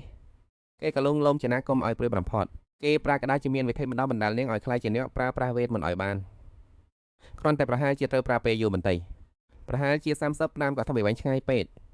បាក់មានគេជួយទេខ្លាយក្រែង55ឆ្នាំទៀតក៏ប្រហែលជាមិនតន់រៀនចប់ផងម្យ៉ាងទៀតសម្រាប់អ្នកប្រើវេទមន្តពេលវេលា25ឆ្នាំវាមិនយូរប៉ុន្មានទេហើយទៅសាវីនេះហាក់ដូចជាក្មេងណាស់ប៉ុន្តែតាមពិតគាត់មានអាយុយ៉ាងតិចណាស់ក៏ឆ្នាំទៅហើយភ្លាមនោះបានបន្ថយសម្លេងចុះយ៉ាងចម្លែកបើអូនមិនចង់ធ្វើជាកូនស្រីរបស់ម្ចាស់បំវេតមន្តទេនោះអូនគ្រាន់តែធ្វើជាកូនសិស្សរបស់បងរហូតទៅមានតែធ្វើបែបនេះទៅបងអាចការពារអូនបានទោះបីជាគាត់និយាយបែបនេះក្តីប៉ុន្តែដឹងច្បាស់ថានាងនៅសល់អាយុត្រឹមតែឆ្នាំទៀតប៉ុណ្ណោះនាងក៏អរគុណចំពោះទឹកចិត្តដ៏ល្អរបស់គាត់ស្របពេលនោះដែរក៏មានគ្រូបណ្ឌិតម្នាក់មកជូនដំណឹងថាគ្រួសាររបស់ Michael ទើបតែមកដល់បំវេតមន្តនឹងជាយ៉ាងម៉េចដែរមុខរបស់គាត់ស្រាប់តែបង្ហាញការខឹងសម្បារយ៉ាងខ្លាំងអ្នកដែលមកដល់នោះតាមពិតទៅគឺជាក្មេងប្រុសដែលធ្លាប់ជួបនៅឯផ្សារ បន្ទាប់មកពួកគេមួយចំនួនក៏ចេញទៅអង្គុយផឹកតែពេលរសៀលនៅឯទីថ្លាទើបបានដឹងថាក្មេងប្រុសសម្នាក់នេះគឺជាព្រះអង្គម្ចាស់នៃអាណាចក្រដោយមានតែជាព្រះនាងដើម្បីគេចេញពីឋានៈជាព្រះអង្គម្ចាស់នេះគេបានធ្វើជាបាត់វត្តមានតម្លៃដែលជានិមិត្តរូបនៃរាជវង្សការនៅឯផ្សារក៏ប្រោះតែគេមិនចង់រស់នៅក្រោមការបង្ខិតបង្ខំដូចនៅក្នុងព្រះរាជវាំងសម្រាប់គេការស្វែងរកអ្វីដែលថ្មីទៅជាអត់ហើយនៃជីវិត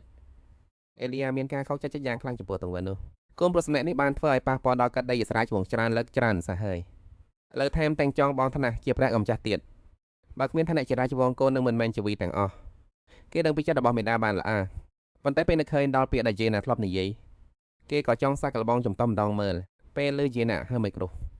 គេក៏បានទីដឹងពីអត្តសញ្ញាណរបស់នាងតើនាងនៅចាំគេដែរឬអត់ពេលនោះគេក៏លើកតែផឹកមួយក្អាក់រួចនិយាយថាខ្ញុំស្មានថាដេតវេនេះពិបាកនឹងដាំដុះណាស់ទៅទៀត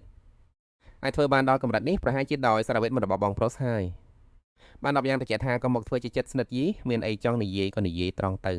ខ្ញុំបារម្ភថានាងនឹងធ្វើឲ្យគេឈឺចាប់ប៉ុន្តែសាប់ទៅលើគេបំវិញដោយសពស្ងាត់ថាព្រះនាងអេលីយ៉ាមានការនឹងឆ្ងល់យ៉ាងខ្លាំងថាហេតុអ្វីបានជាចុចសម្លៀកបំពាក់តែមួយគាត់ដែលបងប្រុសកាត់ដោយដៃខ្លួនឯងស្រាប់តែខូចខាតនៅមុនពេលពិធីជប់លៀងបន្តិច